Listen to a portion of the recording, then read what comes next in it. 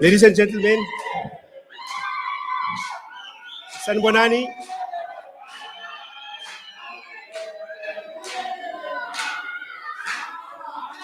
fighters, Sanbonani, good evening. All right. We are about to start.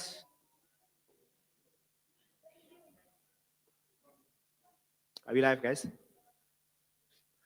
Okay, good evening and a warm welcome to the Salaamedia City of Joburg debate. My name is Sponti Moletsane. I'm the COO of Salaamedia. This debate is going throughout our social media platforms, that is on Facebook, Twitter, YouTube, as well as on an Islamic TV station called Islam ITV. Voting is a very important part of any democracy. By voting, citizens are participating in a democratic process. The objective of this debate is to ensure that the residents of Joburg make informed decisions come next week, the 1st of November. So I would like to first thank you so much. Thank you, the people, for coming. And I would like to implore you to please, have respect the next person of a different party. And I also like to thank our political party representatives that have gathered here today. So I would like to implore you to exercise tolerance to each other and ensure that this becomes a robust debate. With that said, I would like to call one of my colleagues, a content producer at the station, Salaamedia, to render a national anthem, after which our moderator for tonight, Mr. Ashaf Garda, the founder of Champion South Africa, will take over the stage. Thank you so much.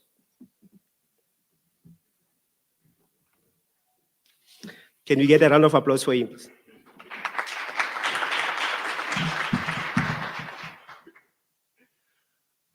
Good evening, everyone. Been singing the national anthem so much, I might just as well go to idols there. I think we can all stand and observe the national anthem. Gentlemen, if you have your hats on, so we'll take off our hats and observe the national anthem. All of you guys can join me, and then we'll start. Nkosi sikeleli Afrika maluphakanyisu phondo lwayo izwa imithandazo yethu Nkosi sikelela Tina lusapho lwayo morena buluka setšhaba sa Yesu o fedise dintwa le matshwenyeho, o se boloke, o se boloke setjhaba sa heso, setjhaba sa South Africa, South Africa. A diploma van ons hemel, a die diepte van ons Heer. Waar gegeerd is van die kranse antwoord gee. Sounds the call to come together, and united we shall stand. Let us live and strive for freedom in South Africa, our land. Thank you. Thank you.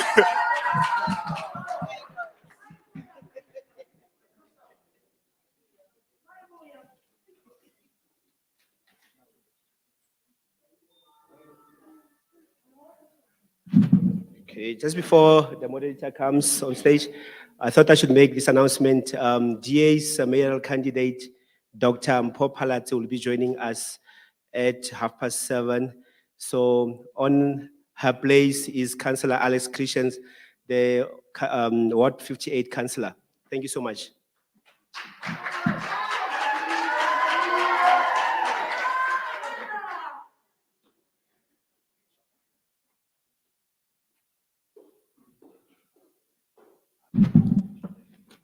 I've got this big task to tell you who to vote for. No, not really, right? Good evening, Sanbonani, Goeienaand, and just to all of you, this universal message of peace or salam. Whoever you are, wherever you come from, wherever you vote for, we all have one thing in common, that we are all South African. And even if you're not born in South Africa, if you're here, for me, you're made in South Africa. So I just feel very strongly about that. Just to tell you, my name is Ashraf Garda, and I have one role at the moment that I play that effectively extends to everything else I do. I head up a project or a movement called Champion South Africa. It's not a political party. We don't support any single party, but we do support the country, right? And our goal is just one goal, and that goal is to somehow inspire every one of us to become a champion nation. We do that by trying to inspire people to become champion people, because champion people build champion nations. So our focus very much is on building the people into champion people. In saying that, for South Africa, we're not a champion nation at the moment. There's just so much that's wrong in our country, from political leadership to leadership around education, to issues of corruption, to issues of healthcare, to issues of violence, to issues of crime. That list can go on and on and on. So my dream of South Africa becoming a champion nation will not materialize if we don't get all those things right. And for that to happen, we start here. The political leadership of the country, in spite or irrespective of which political party you support, because there may be 4 or 5 represented here tonight, but there may be 10 or 15 or 20 all in the entire country, some of them doing regional contestations. It doesn't matter. Every one of those political parties must understand that ultimately they are there to serve us, the people, all of us. And if we don't serve the people, it doesn't matter whether you're wearing blue, green, yellow, red, it doesn't matter. Because it's only when we deliver the type of quality leadership that we have in our country, irrespective of political ideology, will we truly have a situation where the people of South Africa can say, you know what, this is my country, I'm proud to be here. And for people who live outside this country, whether they come from Yemen or Australia or the USA or Afghanistan or Italy, when they hear about South Africa and when they hear that something is made in South Africa, If that stands for excellence, then we know we would have made it. So that's my dream. One day we become this champion nation. However, we have a very important first step for today. November 1st, as we know, is the local government election. And our job here today, myself representing Salaamedia, is to try and get the political party messages to the people. Now, do not be fooled by how many people are here. We've put a cap roughly on 20 people per political party for obvious COVID reasons.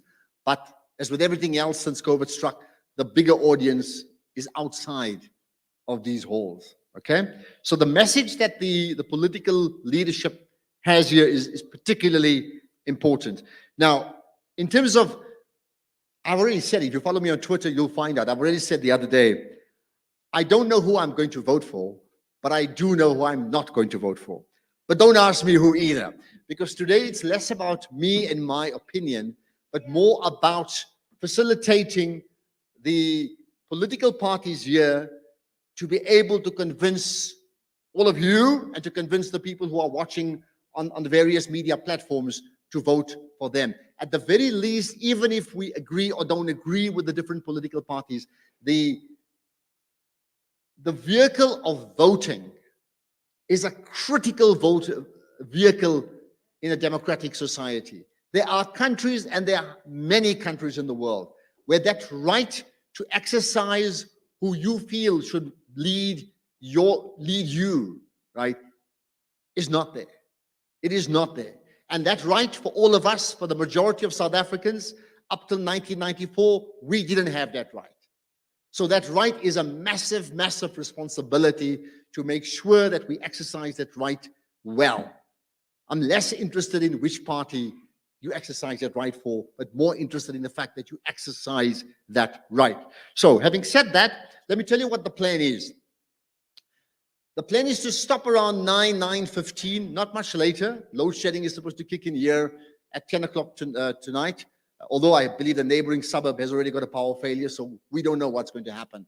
And if something happens, well, you can say literally it's a power failure of leadership because something has gone wrong there, right? So in advance, we apologize if that happens. But let me tell you what the plan is, right?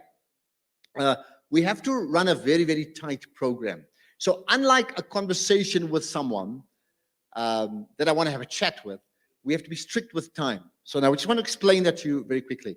We have 5 candidates here, and we're titling it Joburg Mayor. And why are we calling it Joburg Mayor? So hashtag Joburg Mayor is that the political party that will inevitably have the majority in the city of Joburg will appoint the mayor. So when we say Joburg Mayor, and in fact what we're saying is which party will hold the leadership. Now we know there's 3 dominant parties, but there are many other parties, and who knows what happens beyond November the 1st. So the plan is this: each one of the 5 parties tonight will come up to the platform here and speak for a maximum of 5 minutes. That's it. We'll time you guys.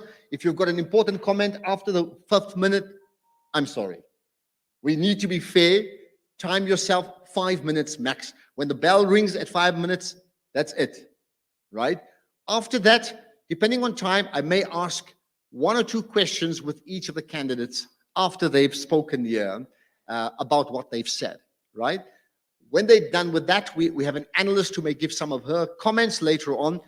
Then at a stage beyond that, right, we will then get all of you, we'll give you the opportunity to ask questions from the floor.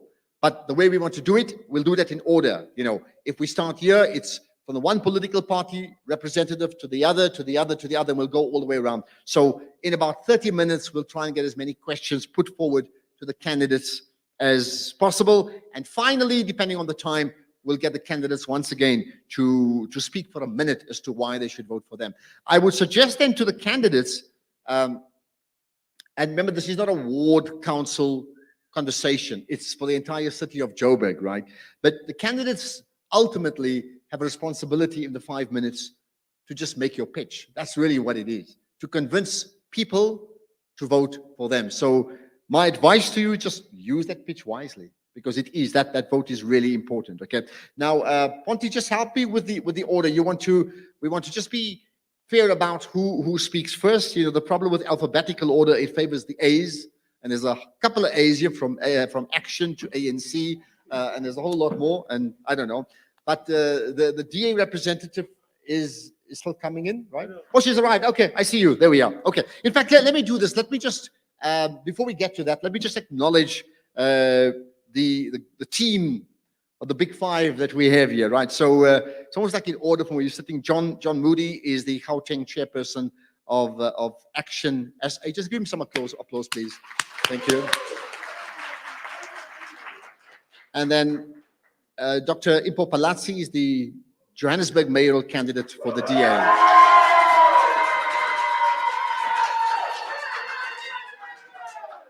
Matshidiso Mfikwe is the MMC for Finance at the City of Joburg, previously MMC for Environment and Infrastructure Services. Okay. And Sipetlele Rasaruti is the Johannesburg.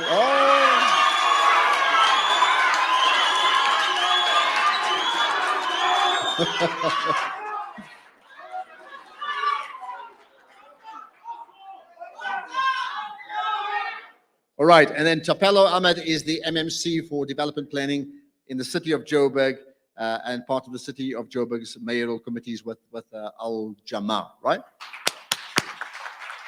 Okay, so that's the five. So what we're going to do is, Ponty, we're going to leave it to you guys to pick out the order, the batting order, so to speak, or the running order, right? You guys can sort it out. So that'll be the order that you guys speak, right? We're just checking it out, yeah.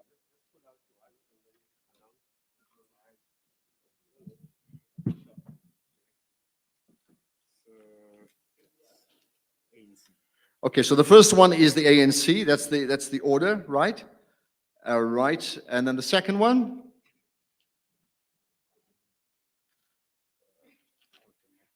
Second is Al-Jamaa, right? Okay, next.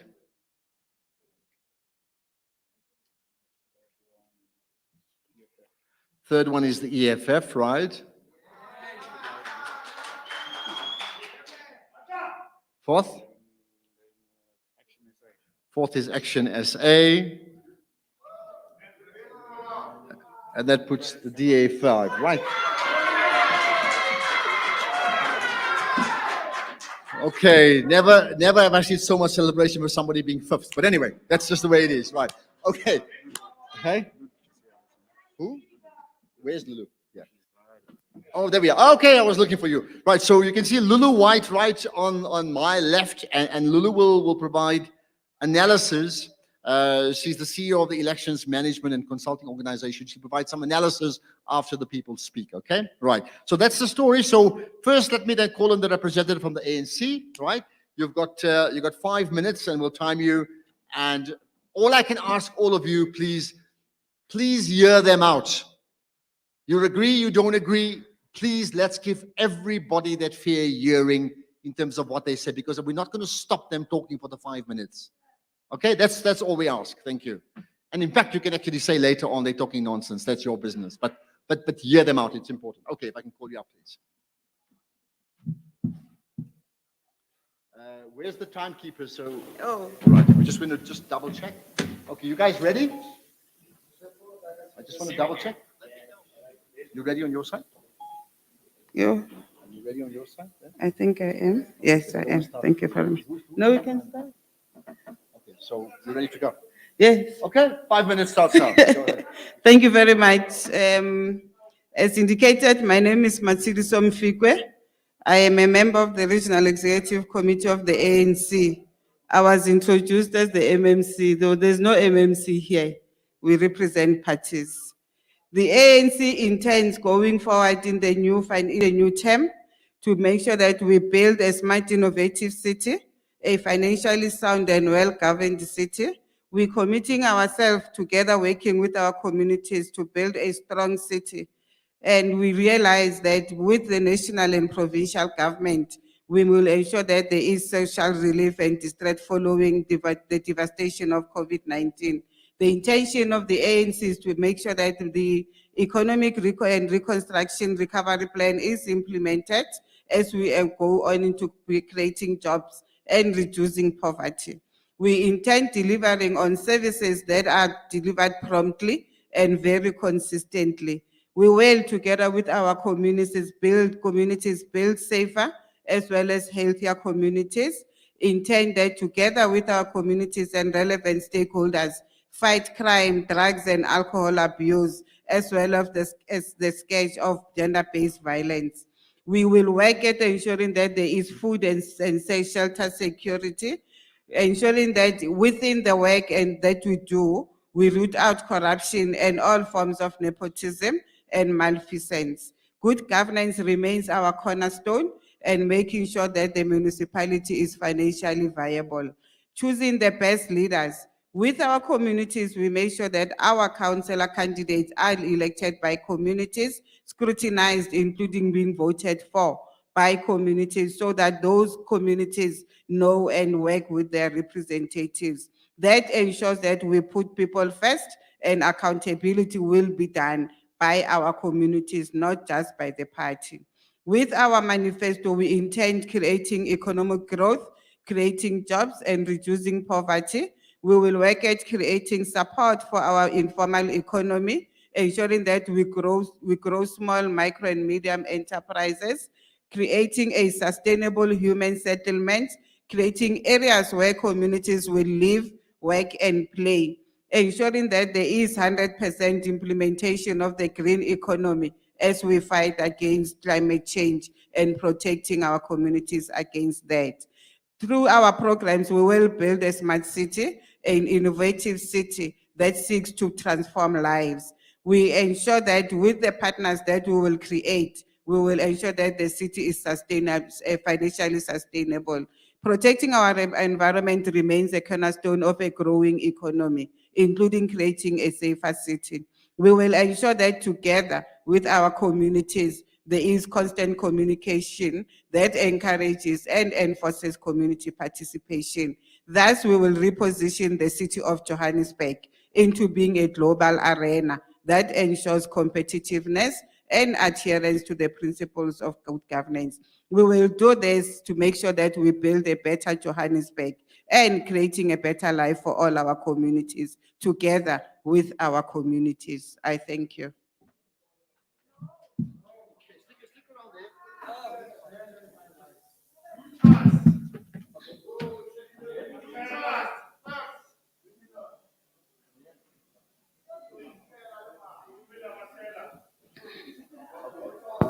Okay, good. All right, so a couple of questions based upon what you said.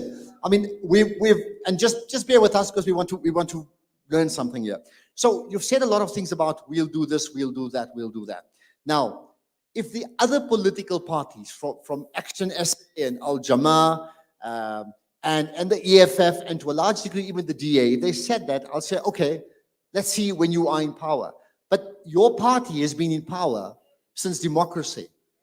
And even your own leadership admits that you guys have made a mess in the country. Now, how does one?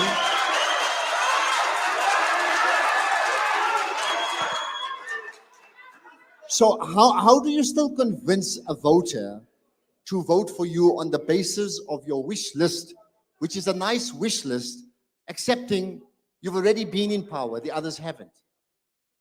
We have not made a mess in the city of Johannesburg. Okay. Let's get a response. Carry on. Carry on, please. All right, go ahead. We have not made a mess in the city of Johannesburg. The ANC has been running the city of Johannesburg for the 22 months that have passed. And in the 22 months, I guess respect is one of the things that we have to teach each other. And I would appreciate if I'm protected from the floor. Please, I understand you don't agree, that's fine, but we need to hear the candidate out. It's really important. You need to do that, please. Okay.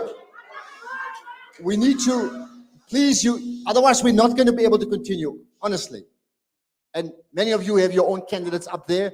They're not going to get a chance to talk. It's as simple as that, right? Okay, so it doesn't matter. That's why you don't have to vote for her. You see, that's your right. That's your right, okay? Thank you very much. So you're saying you haven't made a mess. We have implemented the programs that we sought to implement in the city of Johannesburg, and I would appreciate that we are taken to task on the work that we did in the city. In the city, the ANC has worked at getting a clean audit and ensuring that some of our municipal entities get a clean audit. Okay, When so- we left governance in 2016, the city had in access a surplus of 3.9 billion, and we don't know why they paid to that money. Entities had, for instance, City Power had in its bank a budget or money that was there. That's now they're sitting at an overdraft of about 3 to 4 billion. Nobody can explain why they paid. And in the 22 months that we've been running the government, we have ensured that service delivery is accelerated. We have seen the programs that the mayor has done. We are currently ensuring that through our engagement with ESCOM, we are taking over electrification of our areas because we need to ensure that there is constant supply of electricity, including signing an MOU with Kelvin Power Station. That ensures that we ensure there is security of supply for our communities. So as the ANC in Joburg, we have created a smart city that we are celebrating today. So people would have messed up, but the ANC in Joburg has sought to ensure that there is good governance. Okay, so I just want to get clarity here, because you see, I understand you're talking Joburg, it's a local election, but on the ANC posters, like most of the political parties, you actually have the head of the party. You have Cyril Ramaphosa, who's the head of the party, Yes. right? And he himself and your leadership, that's why you got Thabo Mbeki last week coming up, talking about the problems with the ANC. I mean, do you agree that your party has had a service delivery problem? Yes, we have service delivery issues, but we have equally served our communities with respect and with integrity. We do not howl at other people because we understand that as leaders, we need to serve communities. Okay, just the last thing for now. I mean, so I understand your wish list. The plan is not to go through the whole wish list. Give me one reason, or give the audience one reason why they should vote for your party. The voters of the ANC, we are asking them to vote for the ANC because we want to continue creating better life for our communities. And we will do that creation of a better life with them because we know what they need, and we will ensure that with them, we resolve those issues. right. Voters of the ANC. Okay, there you are. Thank you Thank you very very much much. for now. The ball is in your court. You make up your mind. Thank you. Right. Okay, the next candidate is from Al-Jamaa. If I can call you up, please. Tapelo Ahmed from Al-Jamaa, right? Thank you. All right, well, just tell us when you're ready. Yeah, you can do that. Can you sanitize here, please, as well, Ponti? Sorry.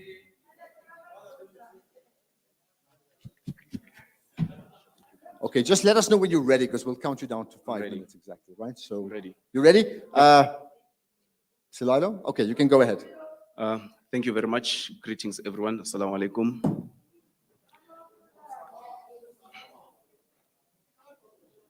Sure.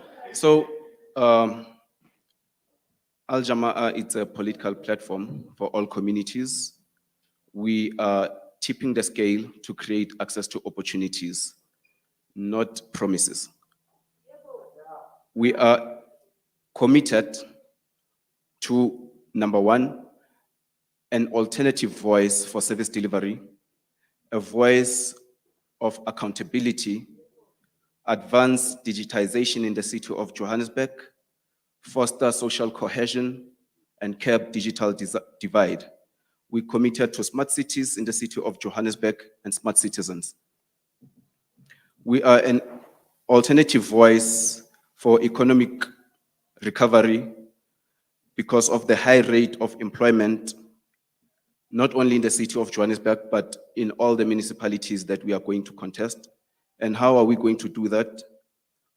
We are going to create community-based recovery plan through SMEs, because you know that SMEs are able to employ. And co-ops, at least if you empower one co-op, you know that you've empowered a minimum of 5 people to infinity. We are going to promote, or rather we are also promoting business chambers which are in our society. We access to opportunities once more. We are prioritizing on housing and adequate human settlement. We want to do away with chemical toilets and pit latrines in other areas of the municipalities.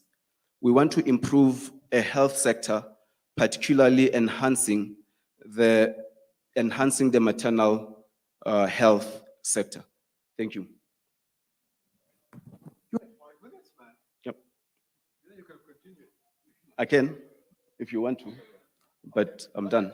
Yeah. Okay, there we are. Sorry. Thank you very much for that. So it's okay. Unlike the previous speaker, you've not been in power, but yet you're part of a power sharing agreement right now, isn't it? 100%. Right. That's why you're on that mayoral committee. What's it been like being a relatively small party having to work with effectively the ruling party of the country, having come back into power in the city of Joburg? I mean, share with us your experience and difficulties that you've got. Thank you very much. In the city of Johannesburg, the city is a hang municipality. So all the parties which are participating, whether governing or in opposition, they are inherently small parties because none of us has reached the threshold. So we have taken upon ourselves as Al-Jamaa, in as small as we are, to constitute a coalition partner in partnership with other political parties. So it's an experience, and we are also responsible to service deliveries, because if we do not contribute, we are not what we call alliances, but it's a partnership, and we are able to sit on the table to create access for the residents of Johannesburg, not only for political parties. Okay. You speak about being this alternative voice, right? I mean, explain how your alternative voice is heard in the council chambers. I'm only 9 months old in the office as a member of Mayoral Committee in the city of Johannesburg. Through the access that we have as a party in the department, we are doing an oversight of development planning in the city of Johannesburg and over the Johannesburg Development Agency. So we have committed on various projects that all the mayors that I served under, they have launched. I've delivered, I've expedited. There's one of the programs that is very important that I want to talk to when we talk about the question of the land. There are other parties here which advocate for that land question. They had an opportunity in coalition. It took us only 9 months to deliver on the Southern Farm mega project, which is about 4,020 hectares, which is going to resolve the burden of human settlement or housing. But can you attribute that to Al-Jamaa, or is that you working with effectively the dominant party in this hung? Effectively, it's government of local unity, but championed by Al-Jamaa. Effectively so. Okay, just the last thing you talk about. We're all for a smart city. I mean, honestly, I know the city of Joburg. What do we call ourselves? A world-class African city, right? Yeah. I mean, let's be blunt.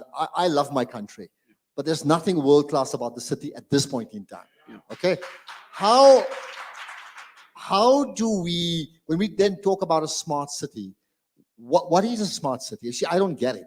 Like just, when we say we can build a stadium like Soccer City, I can imagine it, right? The Calabash for the World Cup. What's a smart city? What happens in a smart city? Okay. Before I can even unpack what's a smart city, let me also reiterate, or rather indicate that we have we've pushed that we approve a smart city concept, which the national president spoke about, which is Lanseria. It advocates for smart cities. A smart city, when COVID pandemic came, it speaks about artificial intelligence. You can never separate the physical infrastructure from smart people. We talk about safer people. We talk about the fourth industrial revolution. Please, guys, please. You, You'll get your chance just now, please. you know that when COVID came, there was a lockdown and people were affected very much so. People started to work from home. That's a smart concept, smart working space. You work from home, virtual working. The kids are no longer going to school because of the lockdown. They are also becoming smart. We advocate for also artificial intelligence, where you can do your things remotely from you being physically at a certain space. Okay, we'll see if that's a better life that people live in. Thank you for now. We'll Thank chat you. again. Thank you. Appreciate it. Okay, that's the second of the speaker. Let's go to the third one.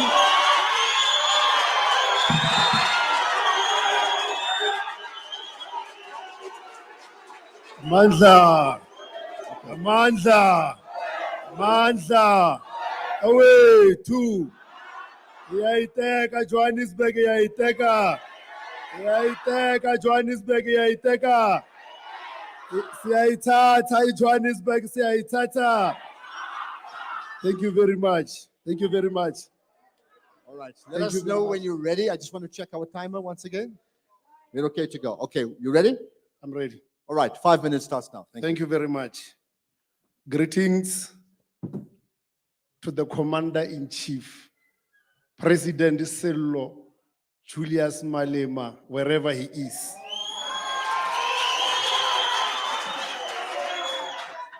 Fighters and everyone, good evening. My name is Fighters Petlele Rasiruti. I'm the chairperson of the entire population of Johannesburg.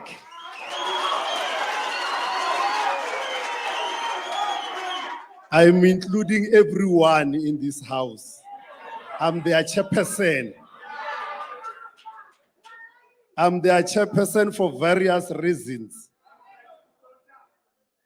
They are always in our office seeking help. That makes me their chairperson. Whoever is here, he or she cannot be the chairperson of Johannesburg.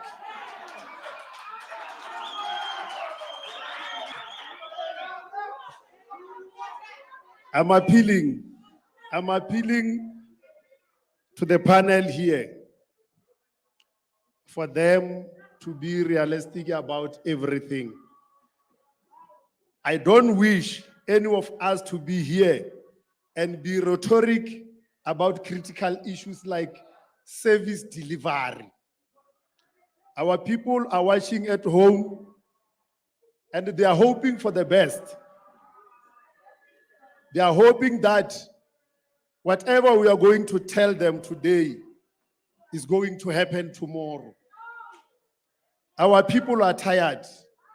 They've been fed lies for quite a long time.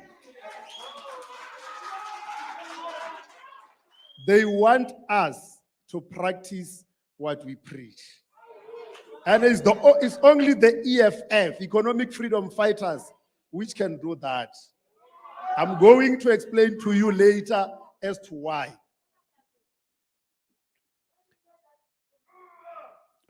I think it's going to be a futile exercise for us to be here and be lying to our viewers at home. Whenever you say you are going to do this, at least give us an example. What have you done already? Don't just say it. Tell us. Be practical.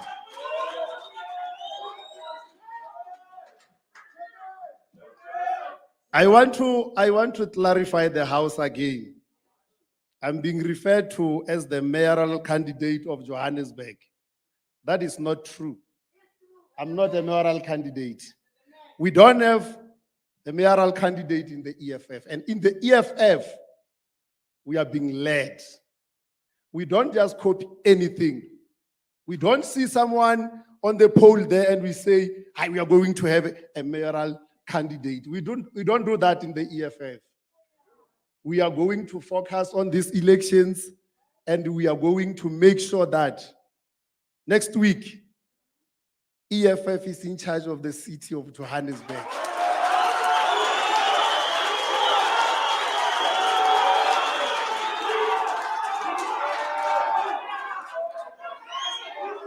We are not as the economic freedom fighters. We are not going to be rhetoric about anything. We are not going to lie to our people. We said to them, we need land. We want land.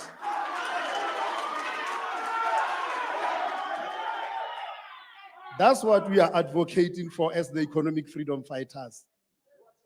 We even told them that if you see a piece of land in Johannesburg and you want it, you like it, you love it, take it, it's yours. We are not only doing that in Johannesburg. We are not only doing that in Johannesburg. We are doing it everywhere. Even in Parliament, our national leadership, they are challenging Section 25 of our Constitution. We want to expropriate South African land without compensation for equal reason. Okay. Right, your time is up. Thank you. Thank you. All right, so some questions. Let's get My 5 minutes is off. 5 minutes up. Hey, my daughter, fast this off. 5 minutes up. You spoke about land. Okay, we understand the why. You don't have to tell us the why. Tell us the how you can do that at local level when the issue of land is at this point in time a constitutional national issue. Thank you very much. Thank you very much. Us as the economic freedom fighters, we are being guided by our manifesto. Our manifesto is a document which was made up of various problems from our communities. Our communities are demanding land. They don't have shelter. They want a place to call home. And what we are going to do, we are going to do what we call it land audit. We are going to audit the entire land of Johannesburg. We want to know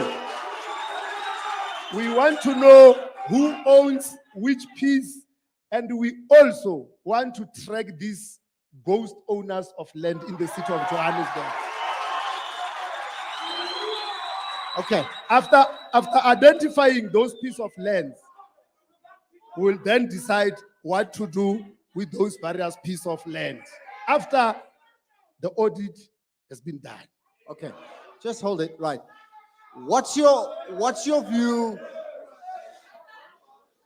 I need to ask a question, and you're not going to hear the question.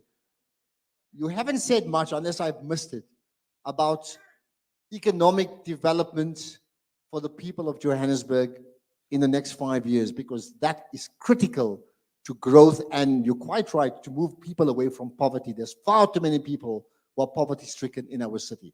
What's the EFF plan for that? The EFF is going to be ethical about everything. When you look at what is happening now in the city of Johannesburg, we are not going to lie and say the city doesn't have money.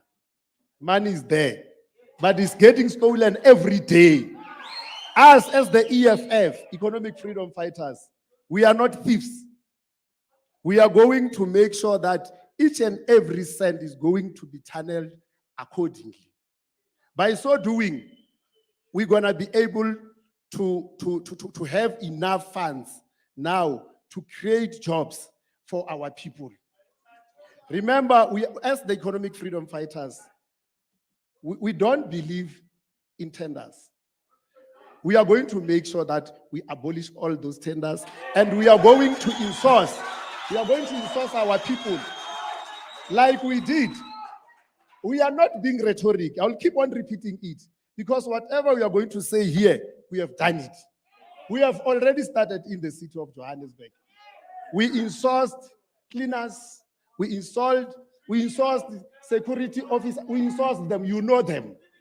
That's the way towards the achieving of economic development. The last question for now.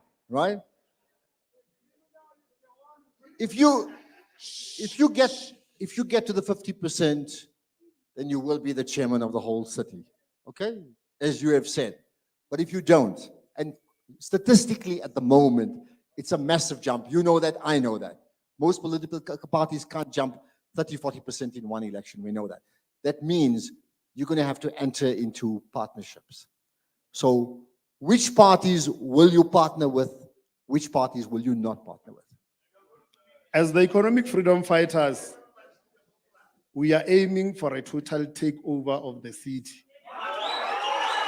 We are not joking. Even here, you can see that as the economic freedom fighters, we are ready. You can just look around here. No, but you're not answering the Again. question. No, It's fine. It's fine. no. I As mean, the economic with freedom respect, fighters, you're not answering the question. let me answer your question. As the economic freedom fighters, whoever want to partner with us must first agree with our 7 cardinal pillars. And also, remember our manifesto is not rhetorical. It's the reality. It's what is happening. Okay, but wait. And now, You haven't, in the previous election, in the previous local government, you've partnered with the DA in Johannesburg and in the city of Tshwane, political party that is very much your polar opposite. So you did that. yes, Right? Let me answer that one. So But- what's the expedience behind that again? Us as the economic freedom fighters, we put the people of Johannesburg before anything. If we had to vote with the DA so that our people can get service delivery, we had to do it. Because those are the most important people before us. We are not going to say we'll rather stop the municipality from running because we cannot partner with so and so. We are going to make sure that our people get service delivery. We can't stop them from getting So that. people before ideology. People before anything. Our people comes before anything. All right, got that. Our people comes first. Thank you. Thank you very much.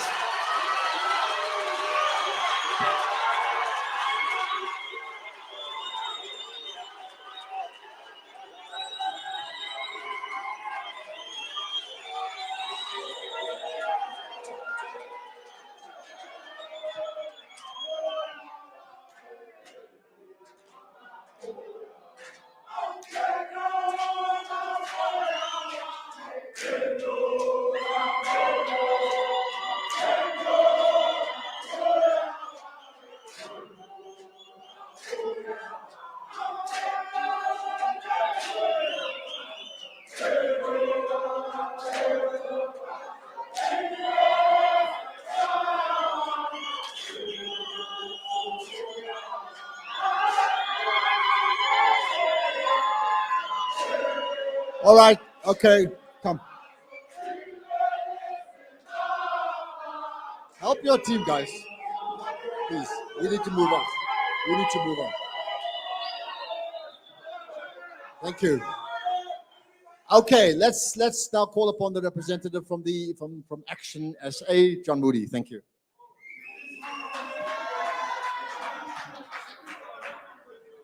Right, let us know when you're ready, and we'll count you down, right?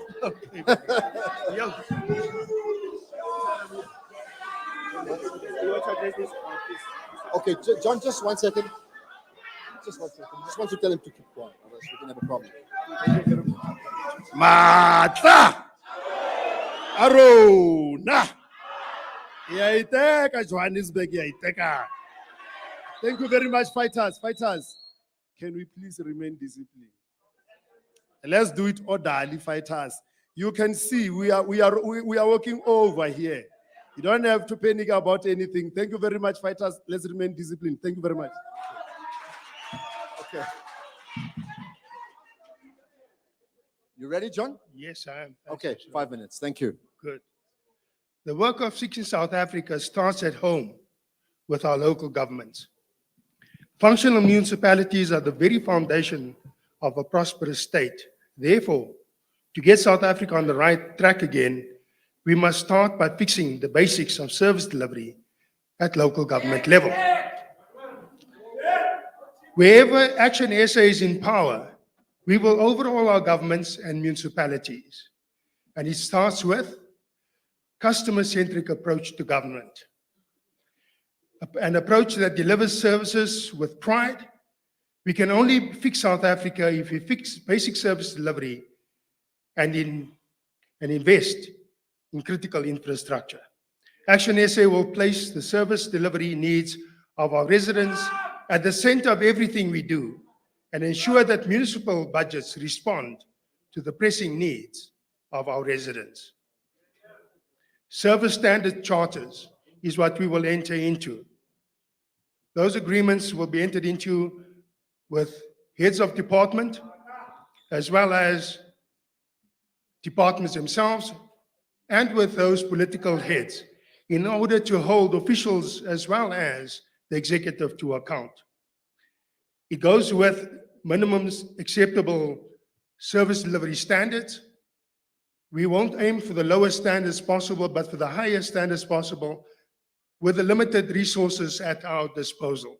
We will adopt a business approach to benefit our residents with a prudent spend of our money. We will also look at the minimizing of turnaround times for the fixing of potholes, traffic lights, etc., and of course, water leakages, etc. We will fix our municipalities with ethical and professional public service. We need committed, ethical, and professional public servants to succeed with our vision of fixing South Africa. We will declare corruption as public enemy number one. We will prosecute the corrupt. We will prevent further corruption through improved controls and oversight, and encourage and protect whistleblowers. We will have a zero tolerance for corruption, which would include forensic and investigative services, by establishing a dedicated forensic unit within each of our municipalities. We will conduct lifestyle audits, political office bearers, senior officials, and officials working in building plan approvals, supply chain management, electricity connections, building departments, and other positions where bribes are likely to be solicited will be subjected to lifestyle audits within the first 100 days of taking over. We will look at improved transparency. We will further partner with NGOs and civil society to ensure that there are dedicated independent corruption watchdogs in our municipalities. We will fix our municipalities with a business-friendly environment that allows the private sector to create jobs. We believe that the private sector is the best suited for us to be able to do so. Our economy depends on a relationship, an equal relationship with the private sector. We will also look at building business support units. Those units will be dedicated to deal with all businesses that enter into our city, to deal with facilitating the free flow of the applications for business plans, etc., and also for rezoning purposes.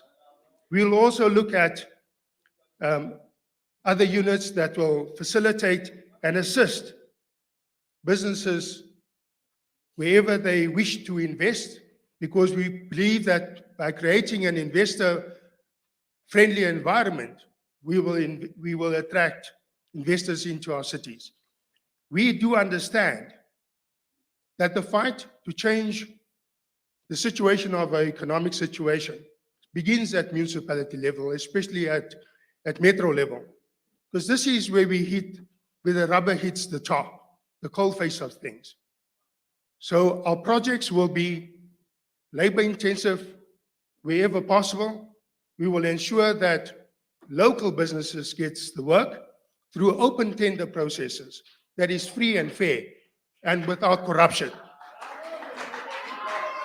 We will also ensure that local manufacturing takes place so that they buy from local suppliers, so that the money that we spend in infrastructure development is spent within our own municipalities, and therefore our residents will benefit from it. Thank you. Right. Okay. Thank you. Thank you. Right. Let's just pick up on a few things. So, I mean, ActionSA is contesting an election for the first time, right? For the first time, yes. Okay. So, I mean, please, realistically, I mean, please, we need to hear all the candidates. I mean, realistically, you're not likely to get 50%. I mean, it'd be nice to do, but I mean, I'm being honest about it, okay? So you're going to have to do some bartering with other parties to be effective. So the same question I put to the EFF, I'll put to you. I mean, so who would you work with and who wouldn't you? There's a definite no-no when it comes to the ANC. So ANC, no. Definite no-no. Absolutely no. They are the cause of the mess that we are in South Africa and as citizens of Johannesburg. We will rather go into opposition than go into bed with this corrupt organization known as the ANC. Now, you're correct. You're saying that it is a wish list. But here's the thing, Ashraf. You know, we have in our organization people who have been in government. Please. We have leadership who has been tried and tested. Herman Mashaba, as our president and our mayoral candidate, was a businessman who came into politics as a complete and utter novice, entering into a public office that even the opposition party at that particular stage had never occupied in the city of Johannesburg.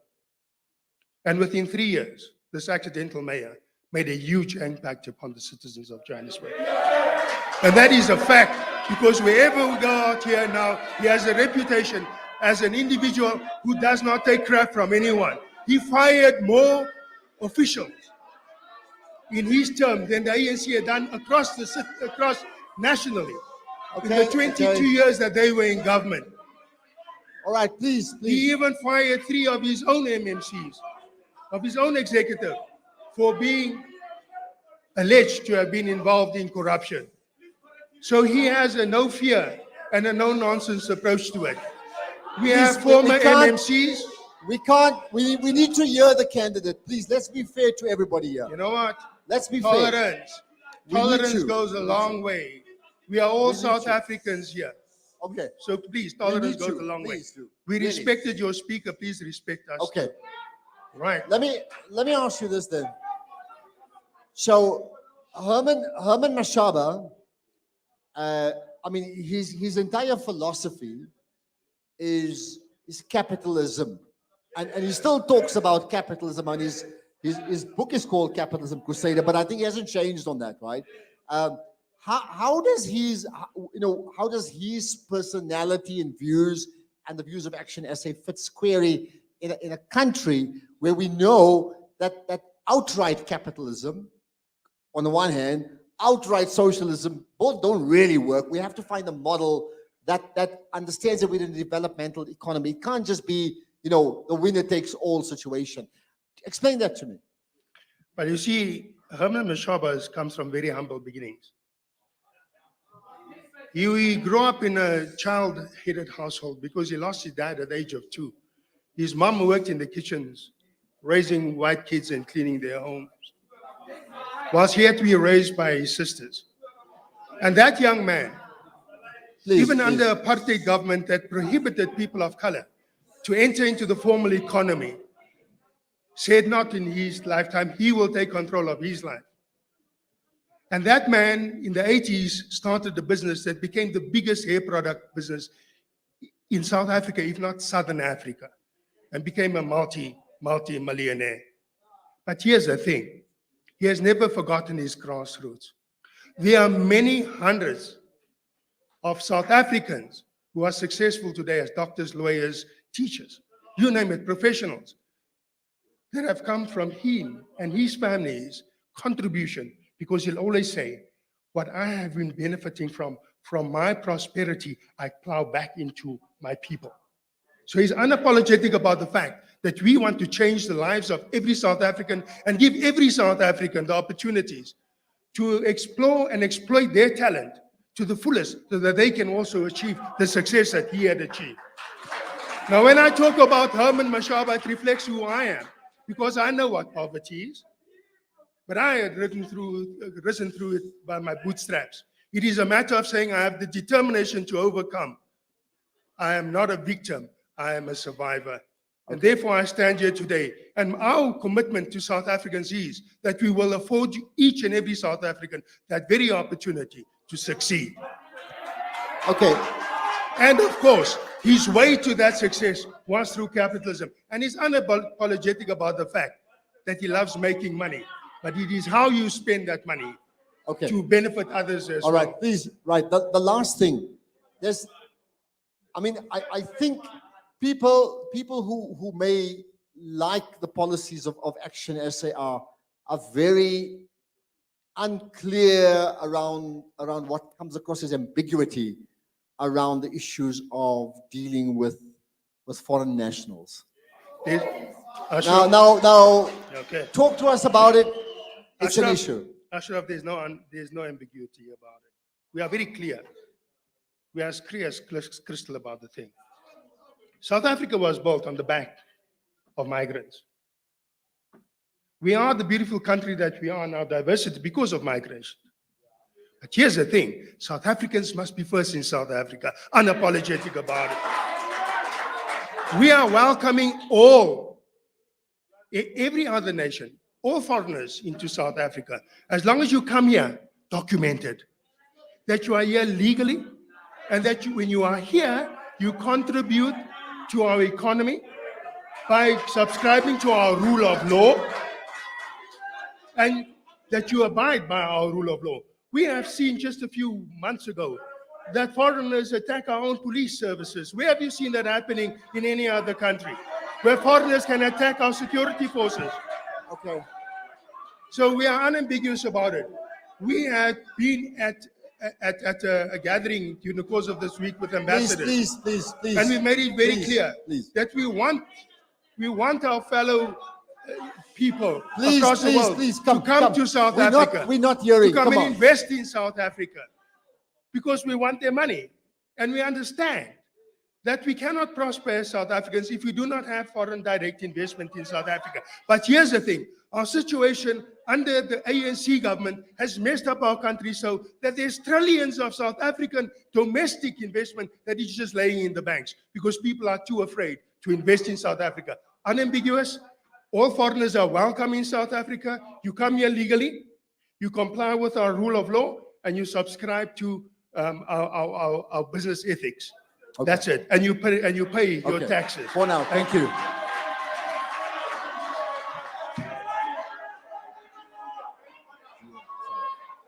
Okay, please, we have to cooperate. Otherwise, we can't hear the candidates, and that's really important that we all hear everybody. Okay, let's get the final of the 5, our DA candidate. Thank you.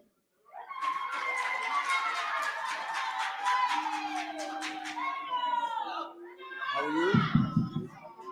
Let us know when you're ready. Just tell us so we'll come, right?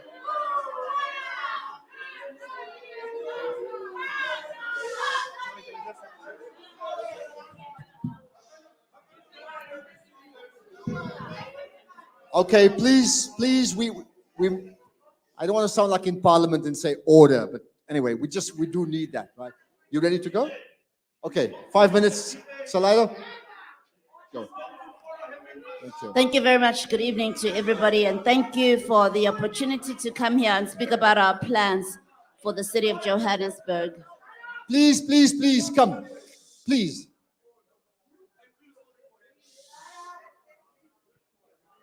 Okay, go ahead. The city of Joburg is broken, and residents, business, civil society, everybody in the city is asking for a restoration of normality and functionality in the city of Johannesburg.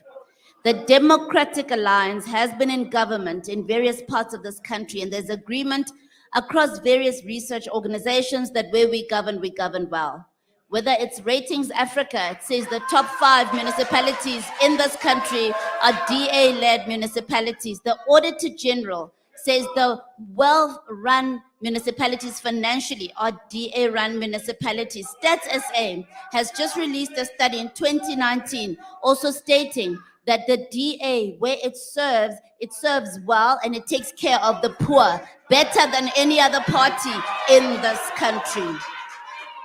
That is the DA difference that we want to bring to the city of Johannesburg. We've put together a 7-pillar manifesto as our offering to the people of the city of Johannesburg. Firstly, we will focus on basic service delivery, making sure that we clear the infrastructure backlog and that we invest heavily in our infrastructure so that we can give people uninterrupted supplies of water, electricity, sanitation, sewer, transport and roads that are surfaced. We'll also give them clean streets. Pillar number 2 will focus on public safety. We will integrate policing, Metro Police with SAPS, private law enforcement, as well as community law enforcement organizations working together to combat crime within the city. We'll also invest in smart policing, make sure that there is also integrated radio communication networks between the various law enforcement agencies for seamless flow of information so that they can work as one and enhance and gather their capacity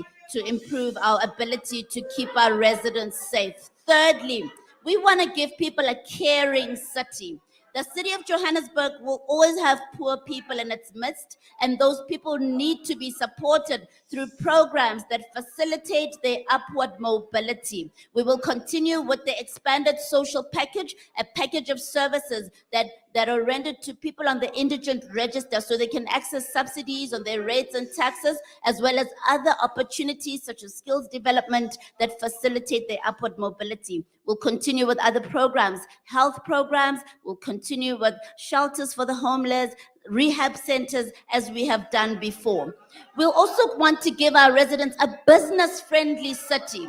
For the business community to thrive, for the economy to grow, and for the city to be able to create the jobs that are so needed in Johannesburg, the business sector needs a functional city. In other words, government must provide basic services. Businesses cannot function when there's no water, electricity, when roads are not tarred, when there's sewer running down the streets, when there is no safety in the city. We will make sure that we create an enabling environment for the business community to thrive so the economy can grow and jobs can be created. But we'll also improve how we interface with the business sector by improving our internal processes, going online as far as we can with our applications, and improving our turnaround times and also reducing the cost of doing business with the city. We will, of course, also continue with our inner city revitalization program by handing over abandoned buildings to the private sector for redevelopment. And we will give incentives for businesses to participate in that. We also want to give to residents an inclusive city. We want to have multiple modalities for providing housing solutions, including service stands, that stands with water, electricity, and toilets. We also want to give people low rental options as well as rent to buy options in mixed use Please, and come on, mixed come on. income developments. Pillar number 6, we want to give residents a well-run city. That is now how we interface with our customers, quicker turnaround times, billing queries resolved within 7 days. As an example, we will use e-governance systems to improve how we interface with customers through a 24-hour call center and live portal where people can log queries and have online tracking of all their queries. Lastly, we want to give people a smart city. In the COVID dispensation, the Carry on, just digital carry on. divide has been accentuated in the city.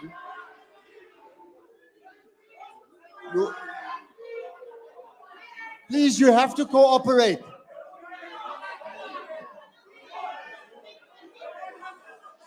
You have to cooperate.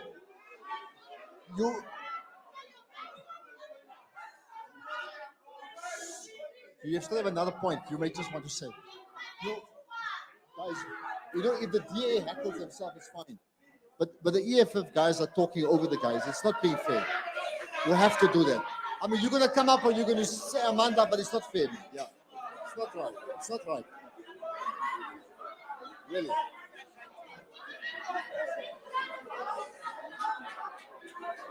Come, we need order here, really. I mean, otherwise, it's just not fair.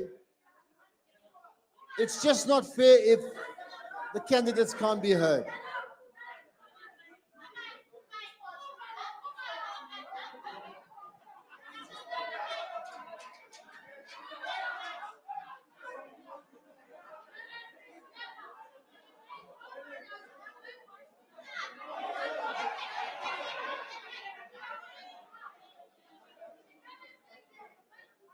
Okay. Let me just give you a minute to finish up that last point, right? Thank you. Thank you so much, much Please. appreciated. The seventh and the last pillar in our manifesto focuses on smart cities. In the COVID dispensation, the digital divide in Johannesburg has been accentuated. Many of us have been operating from home, whether we're learning or we're working. However, there's a child in Alexandra who cannot study during level 5 of lockdown. That's something that is high on our priority. We need to sort that out. But we're also going to use smart solutions to combat corruption, particularly in spaces like procurement and recruitment, eliminating the human element where we can, where a lot of the corruption happens, and maintaining only the human element where you need qualitative approaches to things, and we need the human element for that. And that is the 7-pillar manifesto that we're offering to the residents of All right. Joburg. So some questions, right? I mean, so the DA has governed the city of Cape Town. I mean, that's where we would judge you. There's been others like Tshwane and Joburg, but that's been short term. Your former leader, Musi Maimane, today, I know he's not there anymore, but today, your former leader, he posted a series of pictures about Cape Town, where you govern already, and showing evidence of the DA not getting things done. There's still extreme poverty in those areas. How do you answer that? The DA never said that where we govern things are perfect. But Stats SA says, compared to other parties and other areas where other parties govern, where the DA governs, we rank number 1 in terms of provision of services to the poor, particularly focusing on water provision, electricity, sanitation, and waste management services. That's a Stats SA study that was released in 2019. You can have a look at it. Are things perfect? No, they're not. And that's why even in Cape Town, we continue to ask for an opportunity to govern so that we can continue improving on the lives of the residents of the city of Cape Town. We believe that with enough terms of a DA government, we will have a perfect city, we will have a perfect country, but it's not going to happen in 1, 2, or 3 terms because of what we've inherited. Okay, I mean, the reality in this country, besides service delivery, is the overwhelming majority of people are Black South Africans. That's a reality, right?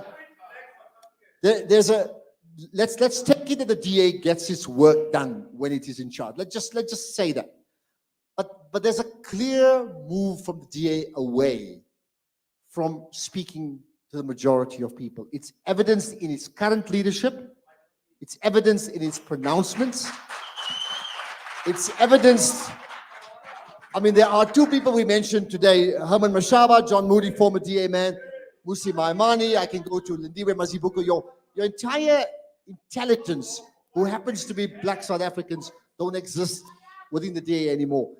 I mean, you there, I get that, but how do you explain that? I mean, on the one hand, we want all South Africans to benefit, but we also can't deny the fact that over 80% of South Africans are Black, and if the language of the DA seems to be speaking away from that group, then it suggests they're speaking towards another group. Tell us about it. It's not true that the language of the DA is not speaking to Black South Africans. That is not true. Our manifesto speaks to all constituencies. I spoke about pillar number 3 in our manifesto, which speaks about a caring city. I spoke about pillar number 5, which speaks about an inclusive city in terms of our development plans that address spatial inequalities. So it's not true. The Democratic Alliance is the most diverse party in this country, if not the only diverse party in this country. And in our messaging, we speak to all constituents. We are working as the Democratic Alliance towards a united South Africa. We're not working towards dividing South Africans. And in our messaging, we will continue to strive to speak the language of unity, whether it's unity of race, whether it's unity of culture, religion, or whatever it is, we will continue to speak the language of unity. So every resident of Johannesburg is represented in our manifesto. Okay. So, I mean, just to end, language is not only about words, but I mean, that's another whole debate. I could list more. Language is about actions, right? But let's move on to the last one. So the DA, let's just say, doesn't get a majority in Joburg. They may get, who knows, but they don't, right? So again, who will you work with? Who won't you work with? Coalition agreements and negotiations are done at a national level. They're not done at a local level. The federal leader has made a pronouncement that based on the lack of alignment between us and the EFF in terms of our values and our principles, as you can see here today, look at the discipline on this side and the ill discipline on the other side. We will not be entering into a coalition agreement with the EFF.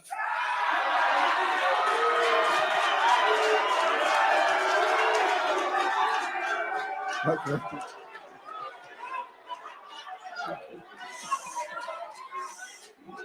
All right.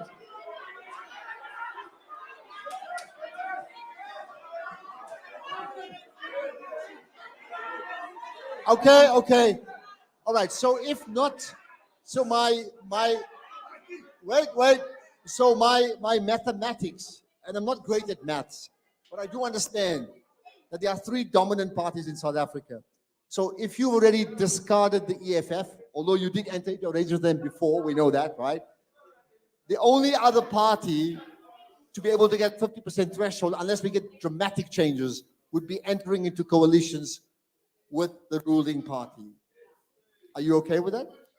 I'm not going to preempt what's going to happen after the elections. As I said, those discussions will happen at a national level. They will happen after the elections when we see the results and what they look like.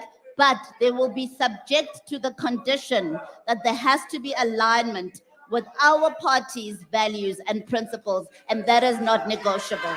Okay, thank you. Thank you very much.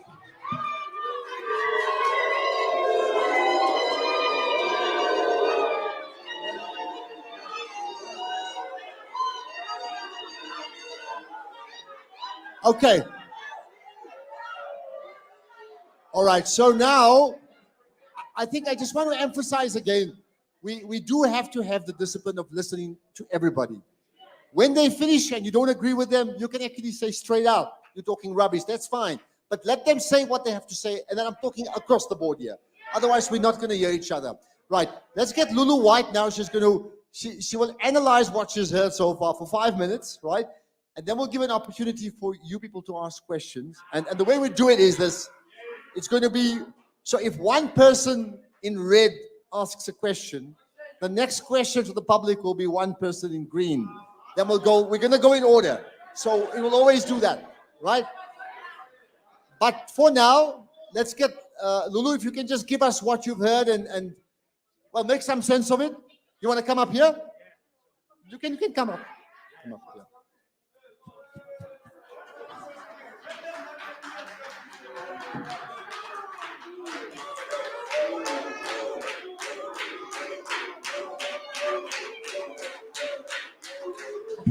All right, good evening. Thank you very much for having me here. It's really a remarkable experience. So I've picked up a few things that I thought maybe I should highlight. With regard to the ANC's opening statement, I believe that the ANC has lost a level of creativity in the manner in which they address, in a manner in which they present their manifestos. I think the disadvantage and the challenge that the ANC does have is the fact that they've been in leadership and they've been in governance for a long time. And to whom power is given, much is expected. And thus far, the ANC has not been able to basically shed the light, to shed the weight that comes with everything else that has gone through since they've governed. And there's also that fatigue that people are talking about, that they keep hearing the same thing over and over again. We talk about job creation. Exactly what is job creation, right? Then there's also the issue around, I was hoping that also in the interaction, we'd also hear about the Gauteng Economic Development Plan and how that is going to be of benefit to the citizens of the country and of the city, and that did not quite come through. So the ANC, I think, in its opening really did shortchange itself. It would have been a refreshing point of view to hear something different other than what we've heard throughout. Right, and then to come to Al-Jamaa, I think Al-Jamaa the presentation was as short as a miniskirt. So one didn't really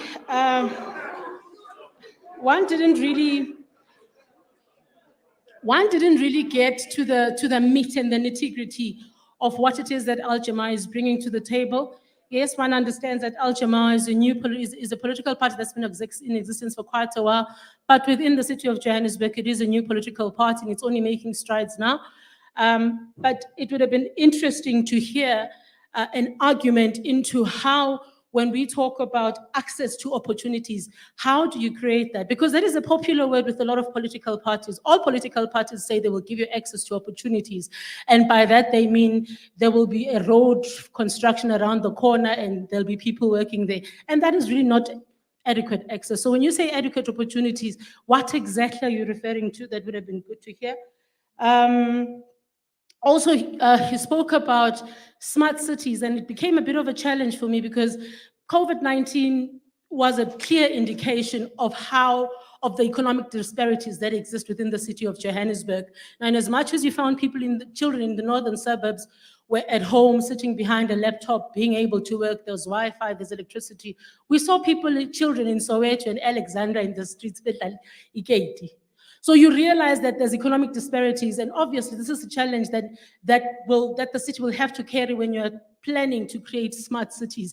How do you create smart cities when there's an economic disparity that currently exists? So it would have been interesting to hear that. All right. So I was expecting the EFF to woo me. I wasn't wooed. And the reason is because the chairperson of the EFF, when he spoke because Seniazi. You know, you all know, almost this is what we are doing. But it's not fair. No, it's not fair to say that. It is not fair because political parties always have a new opportunity to gain new followers. And this is one of those platforms. So yes, we understand the EFF is responsible in leading the call for land redistribution, and you're talking jobs now, but how? Give us the how, give us the meat of exactly how do you envision this happening? The EFF spoke to the taking over of land, free land, throughout the city, and actually it's a call that comes from national. But then the challenge is that a few instances that have happened in the city of Johannesburg where people have been removed from the land that they were living in. Also, some people have been arrested. What happens to the repercussions? So for me, that was the interesting thing. I wanted to hear what then are the repercussions when people who occupy that land are then arrested? What happens? What is the role of the EFF when it comes to those type of things?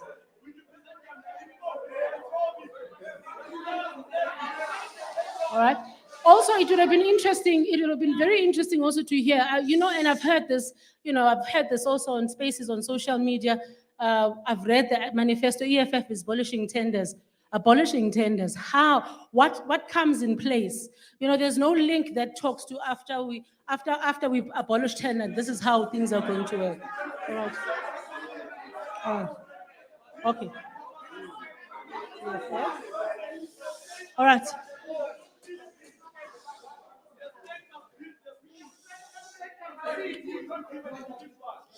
Okay, and then ActionSA. And then I'm going to talk to ActionSA. When I was listening to the ActionSA, I felt like I was listening to Standard Bank selling to me a product. And that really frustrated me, right? Because it sounded like I was listening to an advertisement of a private institution. And I think it's, I think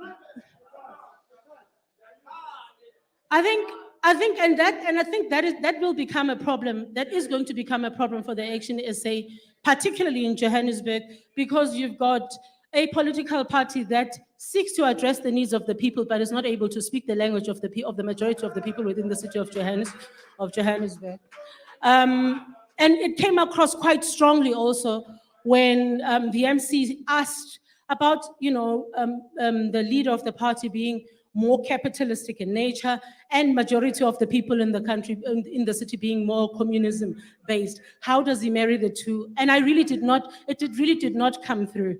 So I think that the Action SA needs to basically speak a language that is able to say to me, you want the city to be run like a professional establishment. How are you going to do that?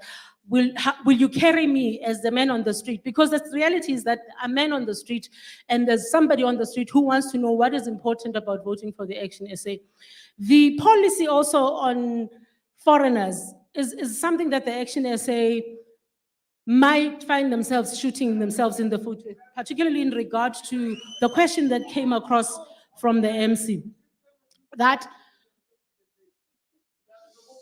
all countries are built on the back of migrants. In the same spirit,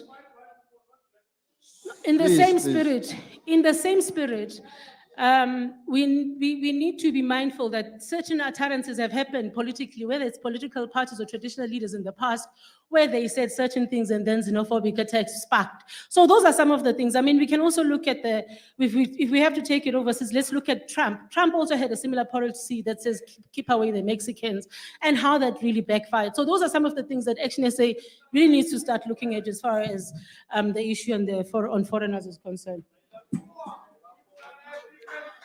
Lastly, we're going to talk about the DA. Order.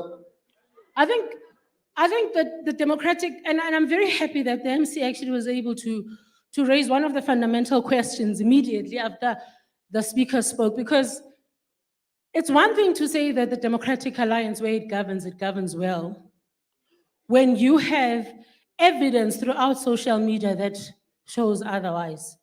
It's one thing to govern well if you're going to govern in Koha and in Naisna, but you find Guguletu and Ilanga and Kayelicha. So where do you draw the balance? So I think it's very important that the DA also, I think also there's another problem also, that the DA in its analysis of the self needs to be honest in terms of what it is that they are, what is it that they want to achieve wherever they govern. For instance, people in the city of Tshwane are saying the few months that the DA has been in leadership in the city of Tshwane, they've not delivered services, and that's just a basic example. Now, it's a beautiful trump card to say where we govern well, but it would also benefit the DA to also admit and say there are areas that we do believe that we need assistance in. I think there's nothing, no party can exist in silos. That should be one of those things that are taken into account. What is also interesting for me, and that I really would have wanted to hear, was the DA's issue around policy, around transformation, policies around transformation.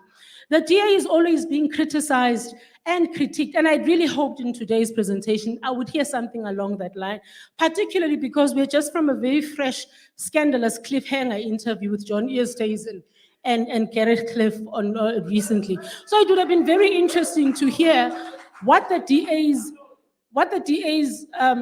analysis in terms of transformation. What is their transformation agenda? The DA in the city of Tshwane has purged a lot of Black leaders. And we have seen an example was made about Musi Maimane, the former mayor of the city of Johannesburg, was also a Black person, and he was also purged, or rather purged in inverted commas. Now, if you're a political party and you really are trying to grow your base, be realistic and tell yourself the truth. We have tried this approach, it's not working for us. This is what we are looking. The DA really needs to have a plan that will instill confidence. Because when you have people like Pumzile van Dam leaving the DA, for example, it leaves a very big question mark to the people that the DA is trying to attract. And my understanding is that the DA is trying to attract upward mobile Black educated people. Therefore, if you have people like that at that level that are leaving the party, it's a question that the DA would really need to look at in terms of what is their transformation agenda and how is it that the transformation agenda they can move forward, can do to move forward. Lastly,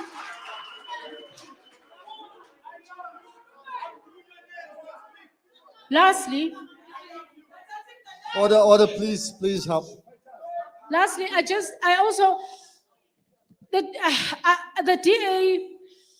the DA spoke to how they're going to also talk about the smart city. I liked what the DA mayoral candidate touched on with regard to education, because it's obviously something that also really also touched my mind, touched my nerve when it was raised earlier on.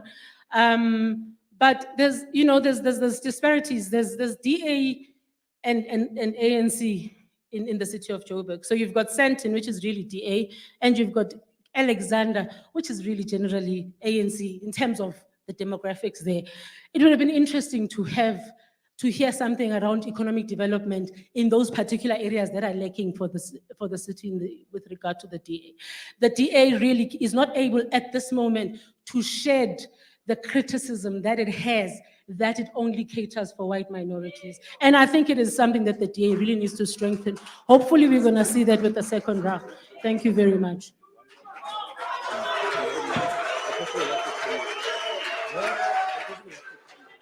But where? Not up here. No, you can't let them come up here. They're going to talk. Where's your mic? So go down. Yeah. All right, Lulu, thank you for that. Some I think important messages, and obviously some of it you don't agree, and some that's just given to the audience, but also to all of you, right? So what I'm saying to you is, you don't have to agree. I also maybe don't agree. I don't know, but she's given it. It's her opinion. It's for the parties to take it. It's for the audience to take it, throw it away, lump it, take advice. I don't know. It's just there, right? Fine. Right. What we'll do now, to around 9 o'clock maximum, because we're worried about time, and there's going to be load shedding again kicking in just now. We'll take questions from the audience now. I want to just say this much: you have to cooperate with us.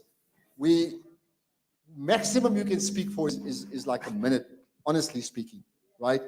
And you tell us who you want to address the question to, right? In that 1 minute total. And the way we're going to do it is this: all the political parties are represented here, right? So, Salailo's got the mic there. Let's say if we're starting from this side here, so let's say we'd start there from the EFF on this side here, and we run through. But if the one EFF person asks a question, then that's it for this round. Then we're going to go to the next. We have no other way to do it. Otherwise, it's raise of hands. If 10 people raise their hands, we have to go to altar. We cannot do it any other way. I'm sorry. I'd love to. We can't. Okay, so from this side here, Selalo, just help here. One from this side here. One from the EFF. Thank you.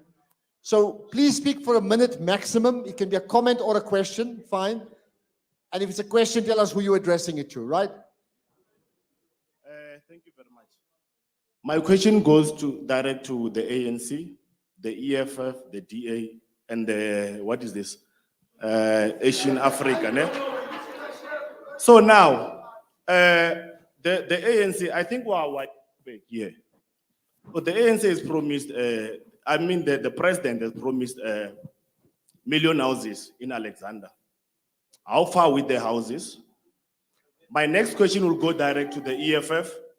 No, but wait, we can't ask. That's like asking 5 questions. So let's be fair. There's just not enough time. No, comrades. There's not going to be enough time. Comrades, the question, the argument was, the question should be in a minute. I'm still within a minute. I'm asking questions within a minute. You can ask that. I accept that. Yes. Okay, you're right. Yes. But what we can't do is get all 5 people to respond to it. That's what I'm telling you. We can't. You show me how I'll listen to you. We can't. Will I be afforded another opportunity to ask a question? One person will respond to it. That's it. You tell us who. Okay, it's fine. Then I'll have to deal with the ANC. That's fine. Obviously.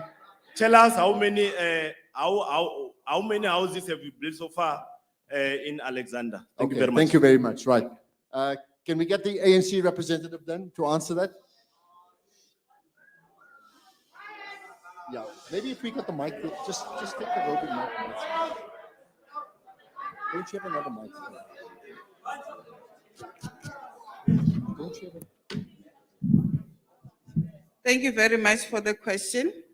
I just need to clarify, if you'd allow me, a misinterpretation which I find very deliberate, not just of the person that asked the question. I guess if you could learn to listen first, you and me will find each other. And probably respecting people as well. I'm not intimidating anybody.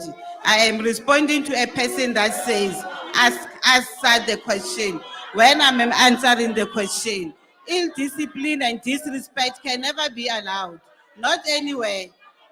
Not anywhere. Ill discipline and disrespect can never be allowed. Not anywhere.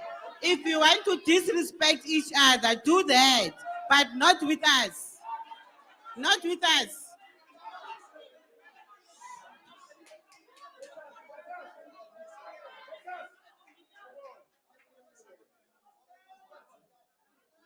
I am saying, and I will repeat this to anybody that is listening and that is listening, that misinterpretation and misconception of people's statements is wrong. The president never said he will build 1 million houses in Alexandra. And I will repeat again. The president of the ANC never said the ANC will build 1 million houses in Alexandra. You can throw your hands as far as you want. That is a fact. How many houses were built in Alexandra? Okay, so what's the... Do you have a number for us? How many houses were built in Alexandra? I hope you have your calculator. Calculate with me. Far East Bank Extension 7, 1,700 units were built. Far East Bank Extension 8, 181 units were built. Alexandra Extension 9, 840 double-storied units were built. 1,424 semi-detached housing units were built. This project started in 2009 and was completed in 2011. Alexandra Extension 10, 527 units alone were built. 224 units were built for rental, with 111 one-room units built at the M2 Nobuhle Hostel. The project continues. Butabela Flip project has built 127 units. Marlborough Flats has 250 units built. Tutumani Village has 1,799 units built and allocated. That is the units and houses that the ANC government has built. Okay, Thank you very much. what's the total amount? What's the total? I Fighters, give my notes fighters. back, not total. Hi, fighters, come That on, is the fighters, let's information. listen. You can get into the city's archives. You will find this information. Okay, thank you. Thank you very much. Right, let's go to the action. Let's say, yeah. Thank you.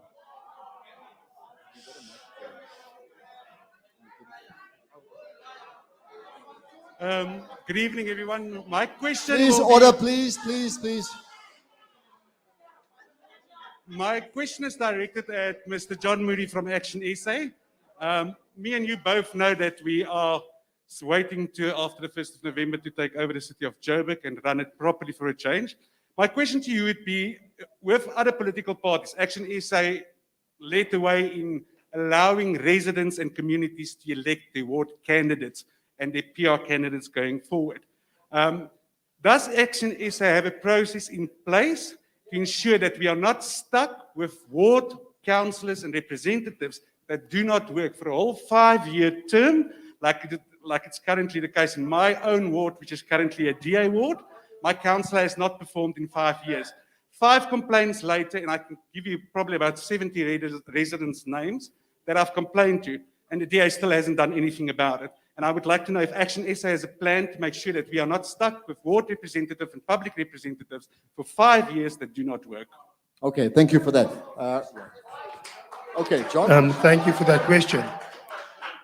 In getting to elect our public representatives, more specifically our ward candidates, we went through a process where candidates had to get nominations from the residents and the ward that they live, a minimum of 500. Thereafter, we went into a process of primaries, and the top 5 in that ward then went into the primaries, and that primary elections was conducted by a private professional organization. And the person who got the highest votes became the candidate for ActionSA.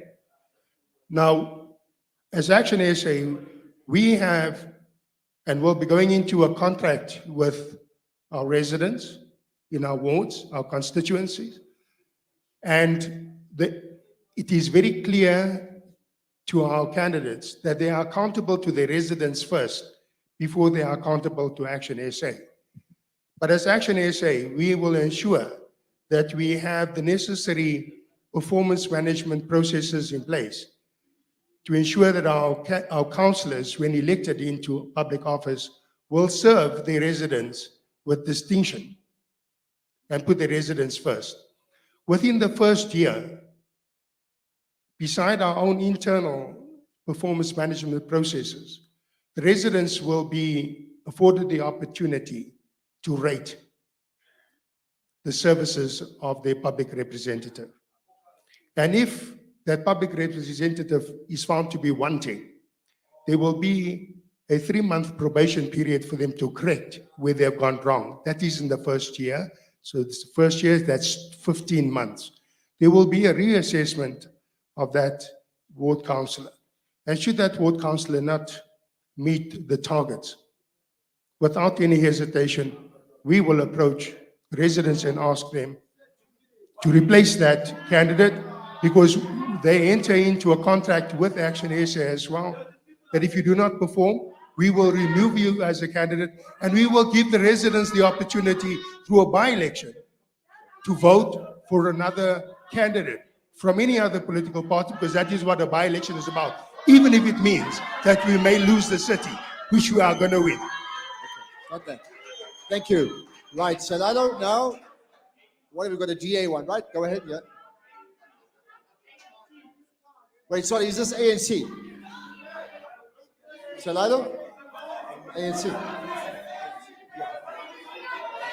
Okay, please, please help here so we can get home early by getting as many questions done and then go, please. Okay, thank you very much. Fighter Spetlele, thank you for delivering that wonderful presentation, the most practical I've listened to in all the speakers. My question goes directly to the DA candidate, my sister, Dr. Mpho. No, we love you so much. You're a black person, and don't take this booing as any form of hate. Ne? But I just want to understand, my sister, since you are still in the DA, just before you follow Bohemen Mashaba and Bomusime Man, so before Oshwa now, I mean, how do you feel about this?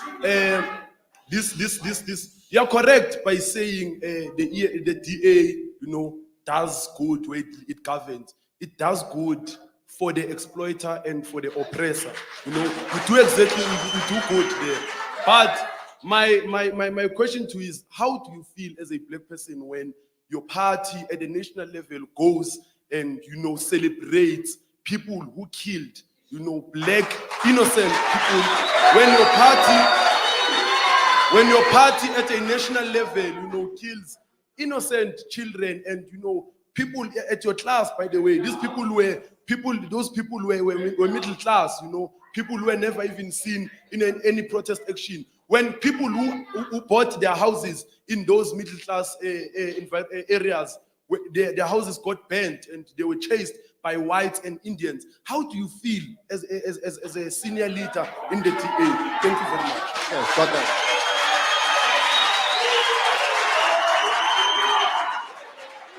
Okay, please, quiet, please.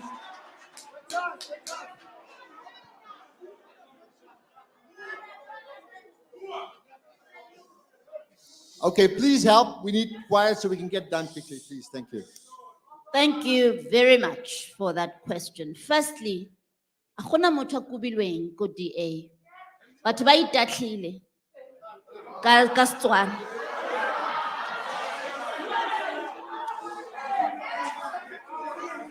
Let's talk about Phoenix. Phoenix, I believe it was okay to be confused before the investigation and before we announced the outcome of the investigation and the outcome of the FedEx meeting on this matter. Please, please. But it's not okay to be confused now because things have since been clarified. There was an individual in the party, in the KZN campaign team, that put up those posters without following party processes and without getting approval from the party to put up those posters. The federal executive of the party has since ruled that this person apologize and take down those posters, and an internal disciplinary process is underway. Therefore, let us be clear that it was not the DA national leadership that put up those posters and that our national leadership actually had nothing to do with them.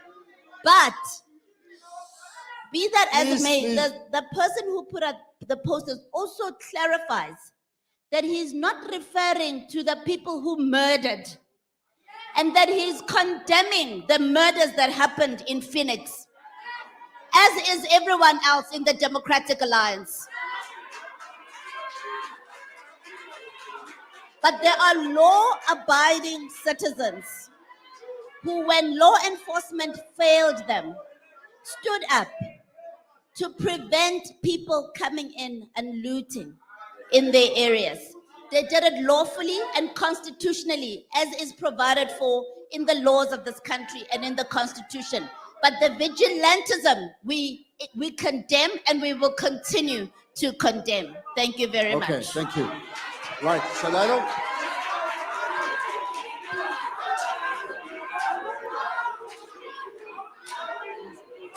Okay. Fighters. Come on, fighters. Hey, leadership. What? Assalamu alaikum, Sanbanani Nonke. Firstly, I'd like to make a statement in my first 30 seconds. Please, man, please. Right. I'd firstly like to make a statement in the first 30 seconds, in that both yourself as the presiding officer and the explanation given by Lulu is a narrative that has continually been coming on from the ANC. That's why the person who was posing as an ANC continued that narrative about racism and discrimination. But when the question was put and Dr. Palazzi started answering, she was booed by the people who couldn't maintain 20 people here.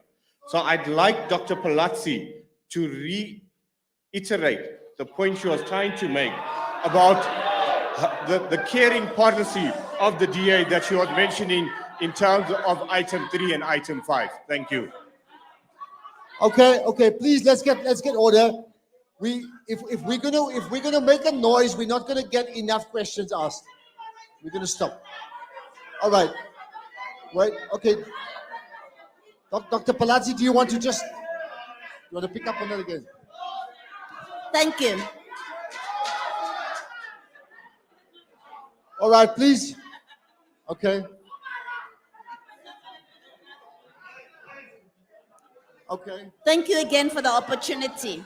Please help here. Come on. There's a lot in our manifesto that speaks to redress. Pillar number 1 talks about upgrading informal settlements as an example. Pillar number 2 talks about safety. Safety is important in all parts of the city. Pillar number 3 talks about a caring city. I spoke about upward mobility. That's mobility up the social gradient. It speaks of programs that take people out of poverty. When you only have 5 minutes, you can't go into detail. Pillar number 4 talks about a business-friendly city, and they are also talked about inner city revitalization, handing over buildings that were hijacked for low-cost housing so people can live close to job opportunities. Pillar number 5, I spoke about an inclusive city, different modalities of providing housing, considering different demographic groups socioeconomically. Pillar number 6, I spoke about a well-run city and how we interface with our communities. Number 7, I spoke about a smart city and bridging the digital divide. And I specifically made an example of a child that's sitting in Alexandra that can't continue studying during COVID lockdown.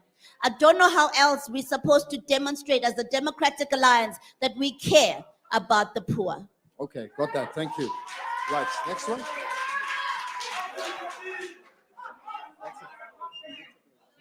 But you didn't ask for second, yeah.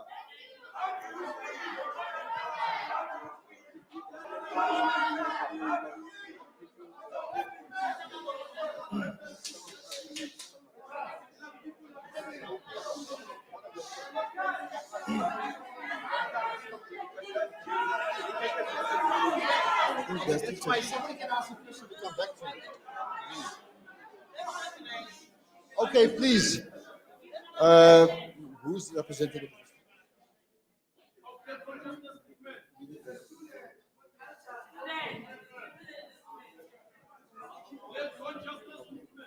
All right, please we need you to cooperate, honestly. I understand you support different parties.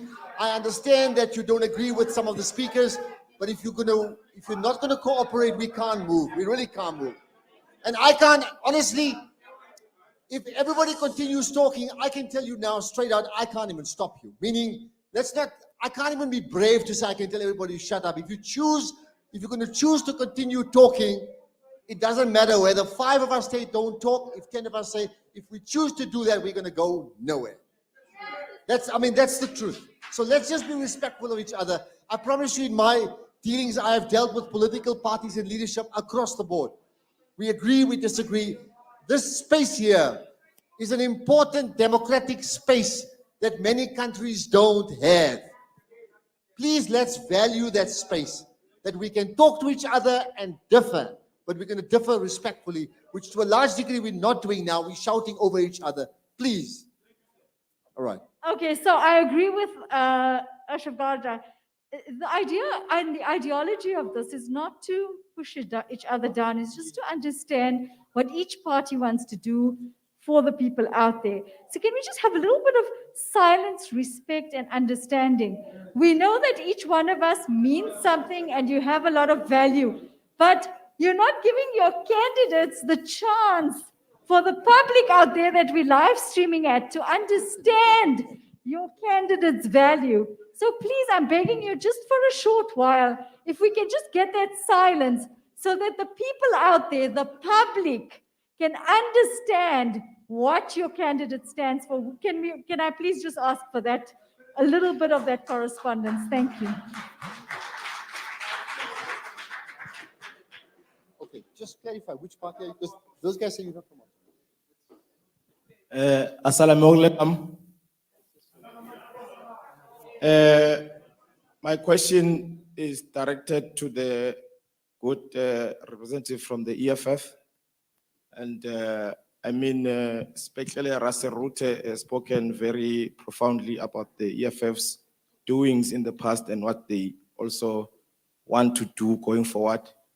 And he mentioned the important question of conducting a thorough land audit within the city of Johannesburg about who owns what property, who owns what business, and who in the city of Johannesburg owns a vast land of the economic hub, which is between Sandton and the Johannesburg CBD.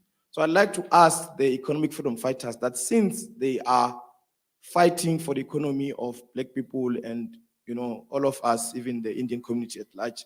I'd like to ask Comrade Spetlele, given the fact that in the townships, especially every corner is either owned by Indians, in the CBD, it's either the big corporate that are owning property that includes ABSA, FNB, and other entities. And then in Sandton, for that matter, the people or the industries that own property there are mostly listed in the London Stock Exchange. So in the entire economic hub, ranging from the township economy to the Johannesburg Stock Exchange, none of the land ownership is within the hands of Black people. So how do you expect, or how does the EFF, when it is in governance, envision to ensure that the economy that was fought for by migrants, or what you call immigrants, and that was also fought for by the rural people that came from Eastern Cape, that came from Mpumalanga, that came from Limpopo, in the mining industry, how are you planning to ensure that you give it back to their children and to their grandchildren? Thank you very much.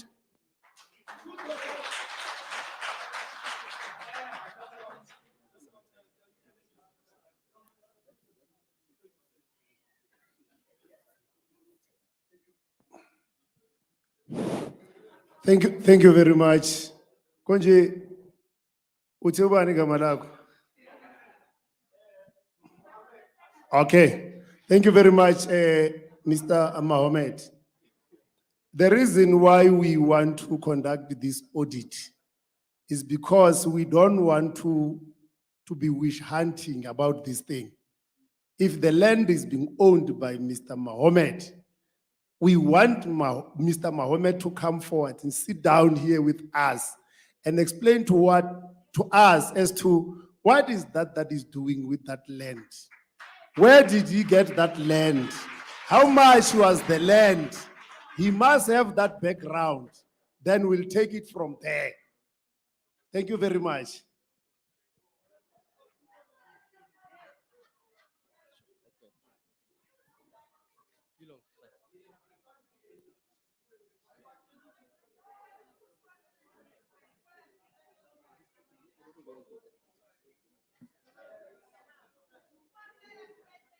Okay. We know the DA supports racism in its own party, as well as racism and apartheid. In other countries, the example, the Israeli regime, which has been proven to be practicing apartheid law. Organizations including the United Nations, Amnesty International, and many more, and Human Rights Watch, which have proven this. My question goes to Al-Jamaa, the ANC, and the EFF. What will you be doing to further relations? Okay, just to clarify, only one will answer, hey? Definitely. Short answers. No, one party will answer. So you tell us which one.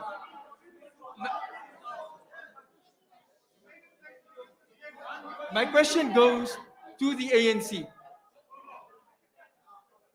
What will you be doing to further relations between the oppressed people, be it Palestine, Cuba, Swaziland, or Venezuela?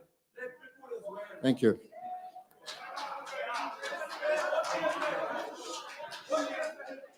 Thank you very much. The ANC has always stood against apartheid Israel in all the atrocities that they've been doing against the people of Palestine.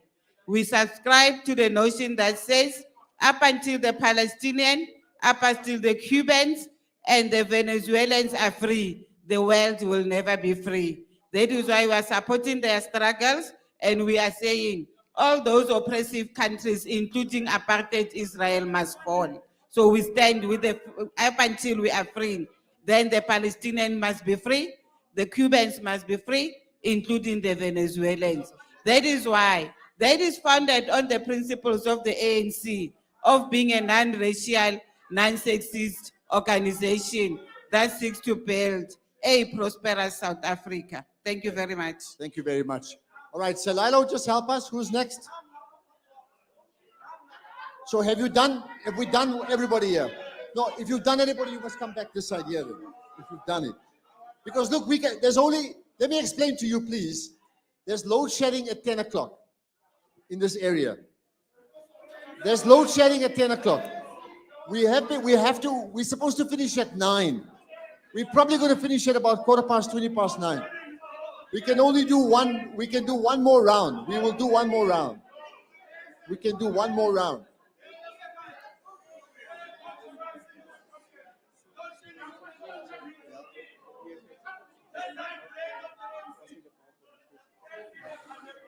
But you see, what we said is there'll be one from each representative. I mean, I don't know, we're checking them out.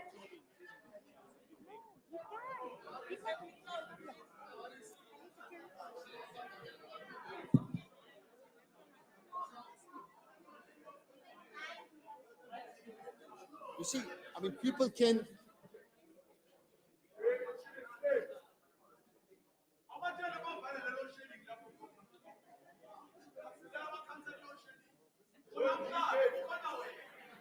But look here, here's the bottom line. We've got time for maximum 5 questions. That's it. One from every political party. Finished. We just need to make sure we got the right representative.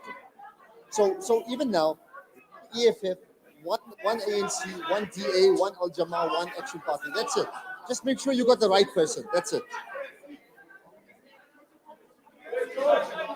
Look, I'm not there. If somebody's acting like somebody else, it's very difficult to say. I mean, honestly. That's not the intention. I mean, please. All right. Salida, we've got 5 here, right? I mean, unless you want to check up here. I'm saying there's only space for 5 more questions. There's only time for 5 more. There's been a suggestion some people are saying they're from some party, but they're from somebody else. It's a bit difficult to prove. But I'm saying to you now, time is against us here. We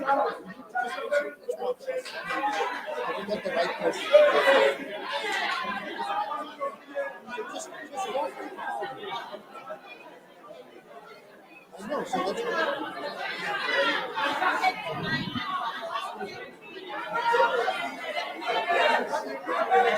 no, but just do one. What I'm saying, you just make sure you got one EFF, one Al-Jamaa, one DA, but make sure you got the right person. That's all we say.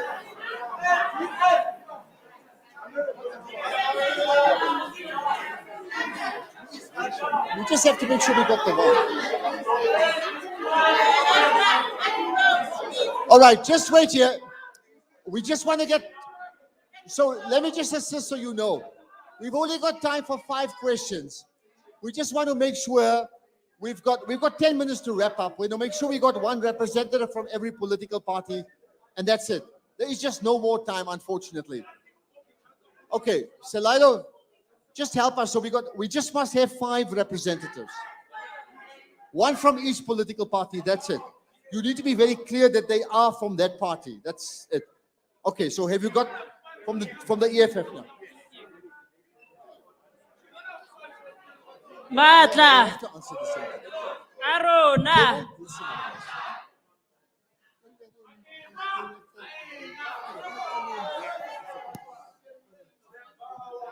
Nane ke batla bua le ausi wa Khongolos. Ke tlo bua se ga geso ka gore ke ile ka vouta ka 1994. Ke nyako mmutsisa gore ka gore gale ba ntse ba utswa. Re na le dintlo kwa ba so ditseti tsa COVID-19.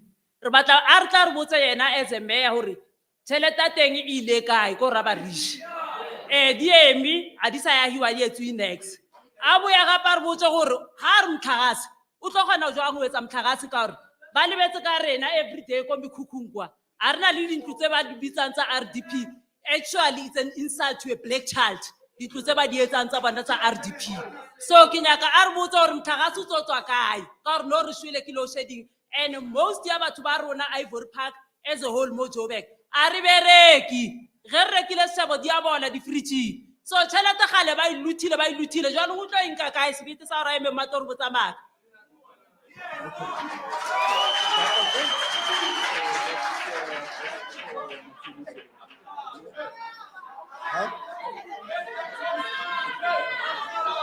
From the ANC. Okay, just wait. Come. Did you want to answer? You don't want to answer that one? No. All right. Okay. Look, the candidate doesn't wish to answer. we are not in a position to force people to answer. If they don't want to answer, it's how you reflect on their answer. Really, this is not a judiciary. Okay. All right. Action. Assalamu alaikum. Bafwet, there was a question here. People say EFF. I wasn't quite helping the answer. ANC. And the answer was short. That we have got a problem. The problem is huge. But let us focus on Alex. Lapa Alex, Mama Matidis. Lapa Alex, Mama Matidis. While Mashaba was a mayor, people of Alex realized there is someone now who can listen. They start walking on the street. This is something is going to happen again when we take over the seat. Now there is a question. Now, here is a question. Matidiso, wait. Please. The number of housing that you've been telling us, that those housing, they were projected from the seat of Johannesburg, or that the money is the money that as a community, we heard there was a money from the province that was allocated to Alex to develop Alex. Does those housing been built from the money that from the province, or it was built from the money that was projected from the city? And lastly, Mama. No, time up. Oh, time is up. No. All right. Who's it to? Please. Antelli. Thank you very much. The houses that were built in Alexandra, an allocation was done by the province and by the city of Johannesburg. The numbers that I gave were houses that were built by both the Provincial Human Settlement and the city's Department of Housing. I hope you are ngizwa baba. Ngiyabonga bhuti wami. Thank you very much. Okay. Right. This is from Al-Jamaa. Okay, please, order,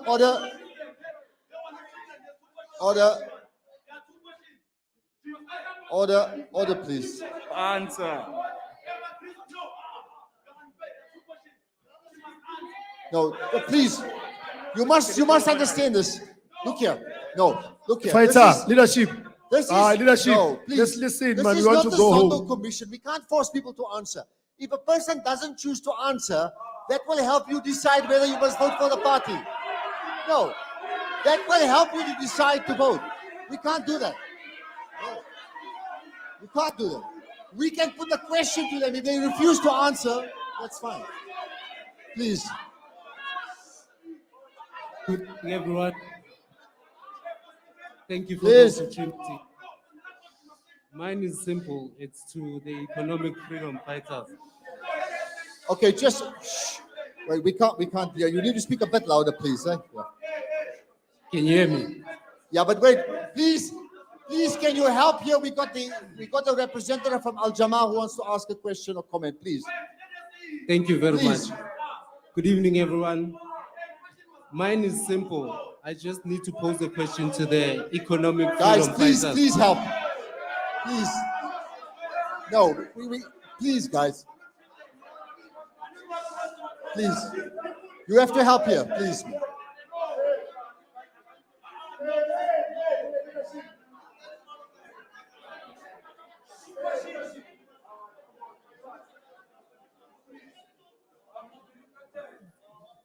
Hello? Okay. Firstly, I'm inspired by the confidence in winning an outright majority. However, I need to pose a question going into the election and post-elections. Are you going to be governing from the opposition bench? Because power without accountability is a serious concern for the citizens of the city of Johannesburg. Thank you. Directed to EFF. There's two people left. All right, who's the two? Excuse me, to the EFF. To the EFF. Okay. Question is, in 2016, in the coalition between the DA and the EFF was governing from the opposition bench. So in my view, there is power without accountability. Going post-election, is EFF intending to have the same setup? Because the people in the city of Johannesburg need to understand that in as much as we have a mayor, we have a wing that is governed from the opposition, and it needs also to take accountability. Thank Okay, you. thank you. Right, EFF? Thank you very much. Thank you very much. Show fighters. My brother, are you listening? I want to answer to your question. I was very clear when I said we are aiming for a total over of the city. How can we govern from the opposition bench, whereas we are taking over the city? We are taking over the city. We've been with our people. We've been with our people since previously. We are always with our people. And our people now, they are going to afford us that opportunity of governing the city of Johannesburg. Because as the EFF, we don't only go to our people during elections. We are living with our people. Our people are always with us. In our office there in town, day in, day out, our office is packed with people, ordinary people seeking help from economic freedom fighters. And those people, they were helped. Let me give you a practical example. There was a strike that side of a Discam. Those people demonstrated against their company because they didn't want to recognize the union. At the end, the company fired everyone. There were 40 of them, those people. They had to come to the EFF after the union has failed to take them back to work. Us, as the economic freedom fighters, proudly so, we are saying right now here, I was part of that negotiation. In fact, I was leading that negotiation myself. I had a meeting with the CEO of Discam, that side of Midrand. There is a very big warehouse there. Those people, as I'm speaking right now, they are working at Discam. Now, this is the message that I want to pass across. Those people, they know the EFF. They know that the EFF is always with them. And for obvious reasons, they are going to vote for the economic freedom fighters. It's just an example. Fine. Thank you very much. Right. Okay, just pause.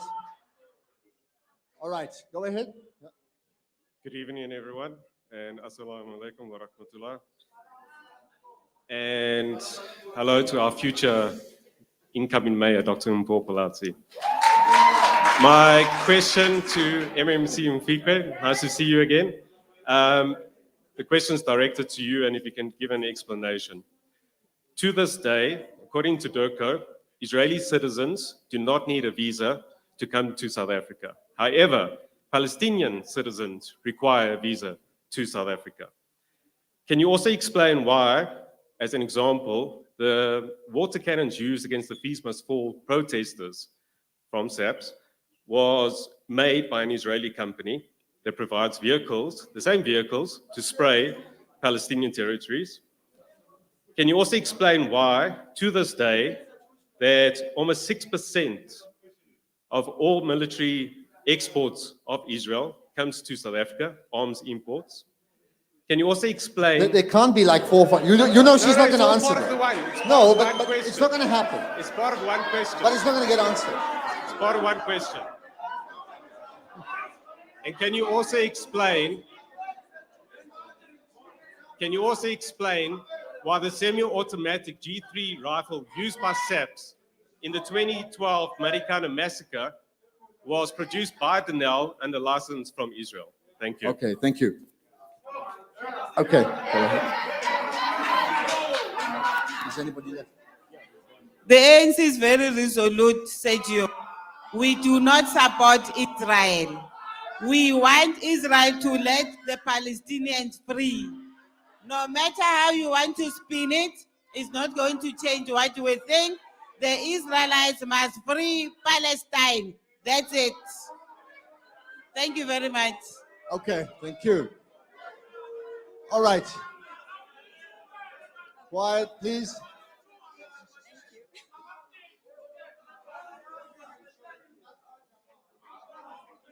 Okay.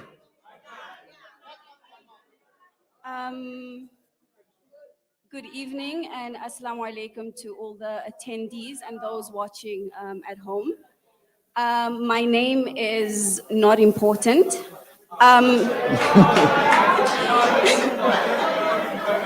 Comrade, stop confuse the color of my card.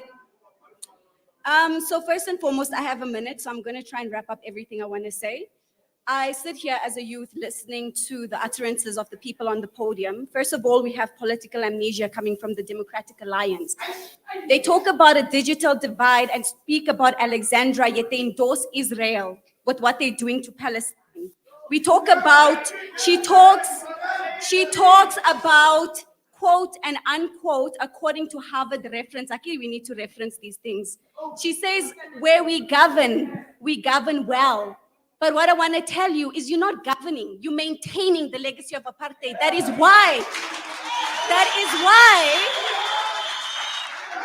why you will govern Cape Town the way you do, but do not do the same to Khayelitsha, not the same to Guguletu, not the same to Mitchell's Plain. Coming to our sea, our Red Sea that I see that looks very beautiful. Our mayoral candidate has what I call ideological load shedding, EFF. You talk about a political, we're looking at your political mix. Okay, as I wrap up. Okay, comrades, please, you got, just check time, man. Just check time. Okay, so the political mix of DA and EFF in the city was tantamount. Y'all's forever president, EFF, y'all sing about land and jobs, but he builds houses in Sandton. But my question is, my question is to Al-Jamaa. What have your achievements been? Noise and anarchy is not economic freedom. Noise and anarchy is not economic freedom, fighters. Noise. My question is to the Al-Jamaa mayoral candidate. What have you done?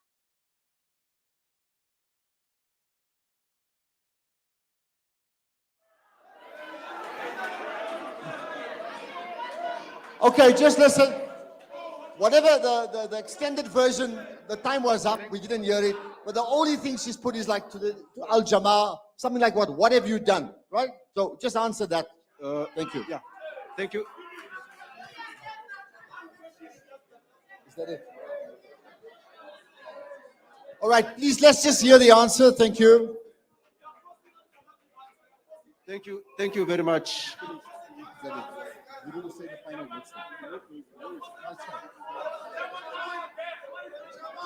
All right, please. Tapelo, yeah, go ahead. Please. Please.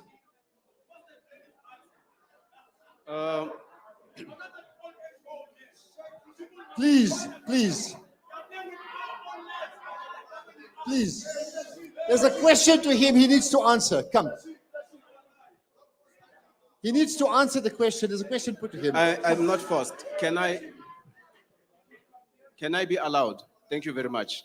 First, I would like to clarify or demystify a notion of me being short in my presentation as a miniskirt.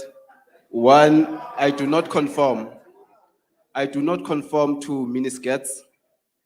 I think the moderator or my sister should have focused more on the content in the miniskirt. So what is it that we have done as Al-Jamaa? Carry on, carry on, carry on. Let him finish, please.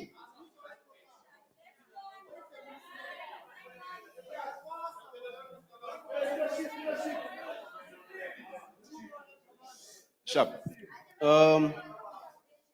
What we have done through the opportunity in the coalition, right? We have delivered projects such as the Southern Farm, which is pieces of land that the Purple Coalition couldn't deliver at the time. We cannot allow lawlessness. So if you give people the pieces of land, the Southern Farm, the pieces of land that belongs to the government, they are able to build. They are able. Please, can you just answer the question, please? Please. There's something called stakeholder engagement or partnerships with the city. So we delivered the Southern Farm. If it wasn't of us, the Southern Farm wouldn't have been delivered today. They failed. And then secondly, the Southern Farm is also going to create employment opportunities. It's also going to create adequate housing settlement.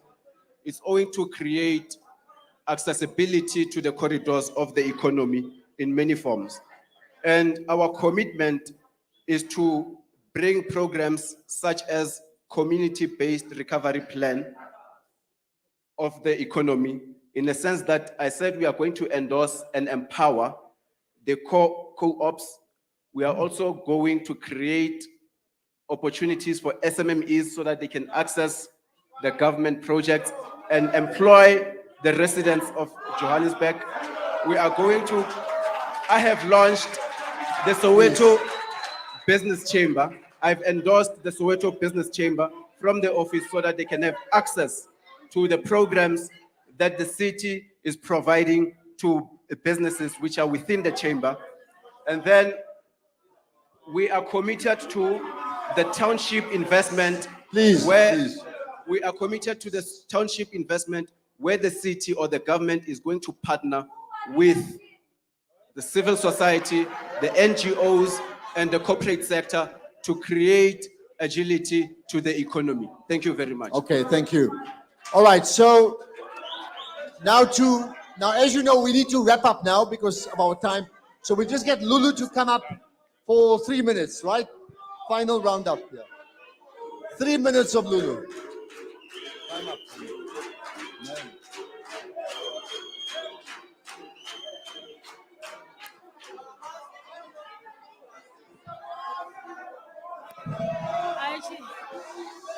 I think mine is going to be shorter than 3 minutes. I think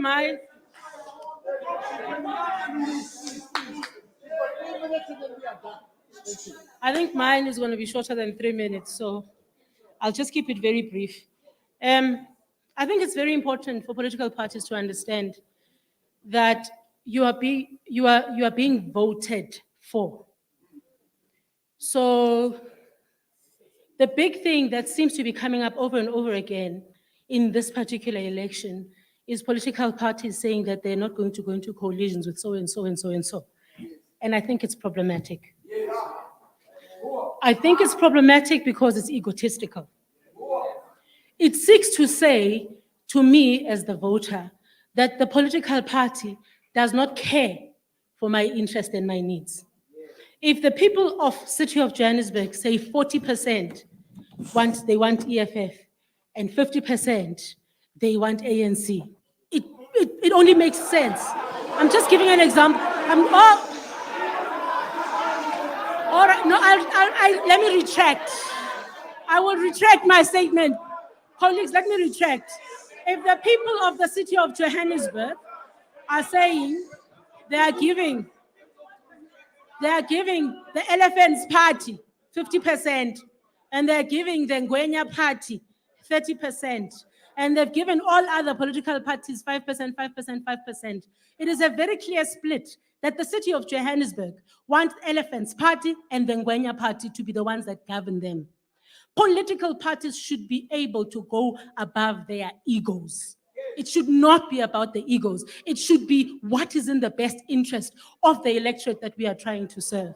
And I think political parties, and I'd like to appeal to political parties sitting on this podium, that more than anything else in this new electoral cycle that we're going to go into, that perhaps it's time that they move past that we will not work with that particular political party, we would rather work with that, and rather focus on which political party best serves the people of the city of Johannesburg. With that, I thank you. Thank you. Okay, so let me just then, it's time, we're going to end now because we need to.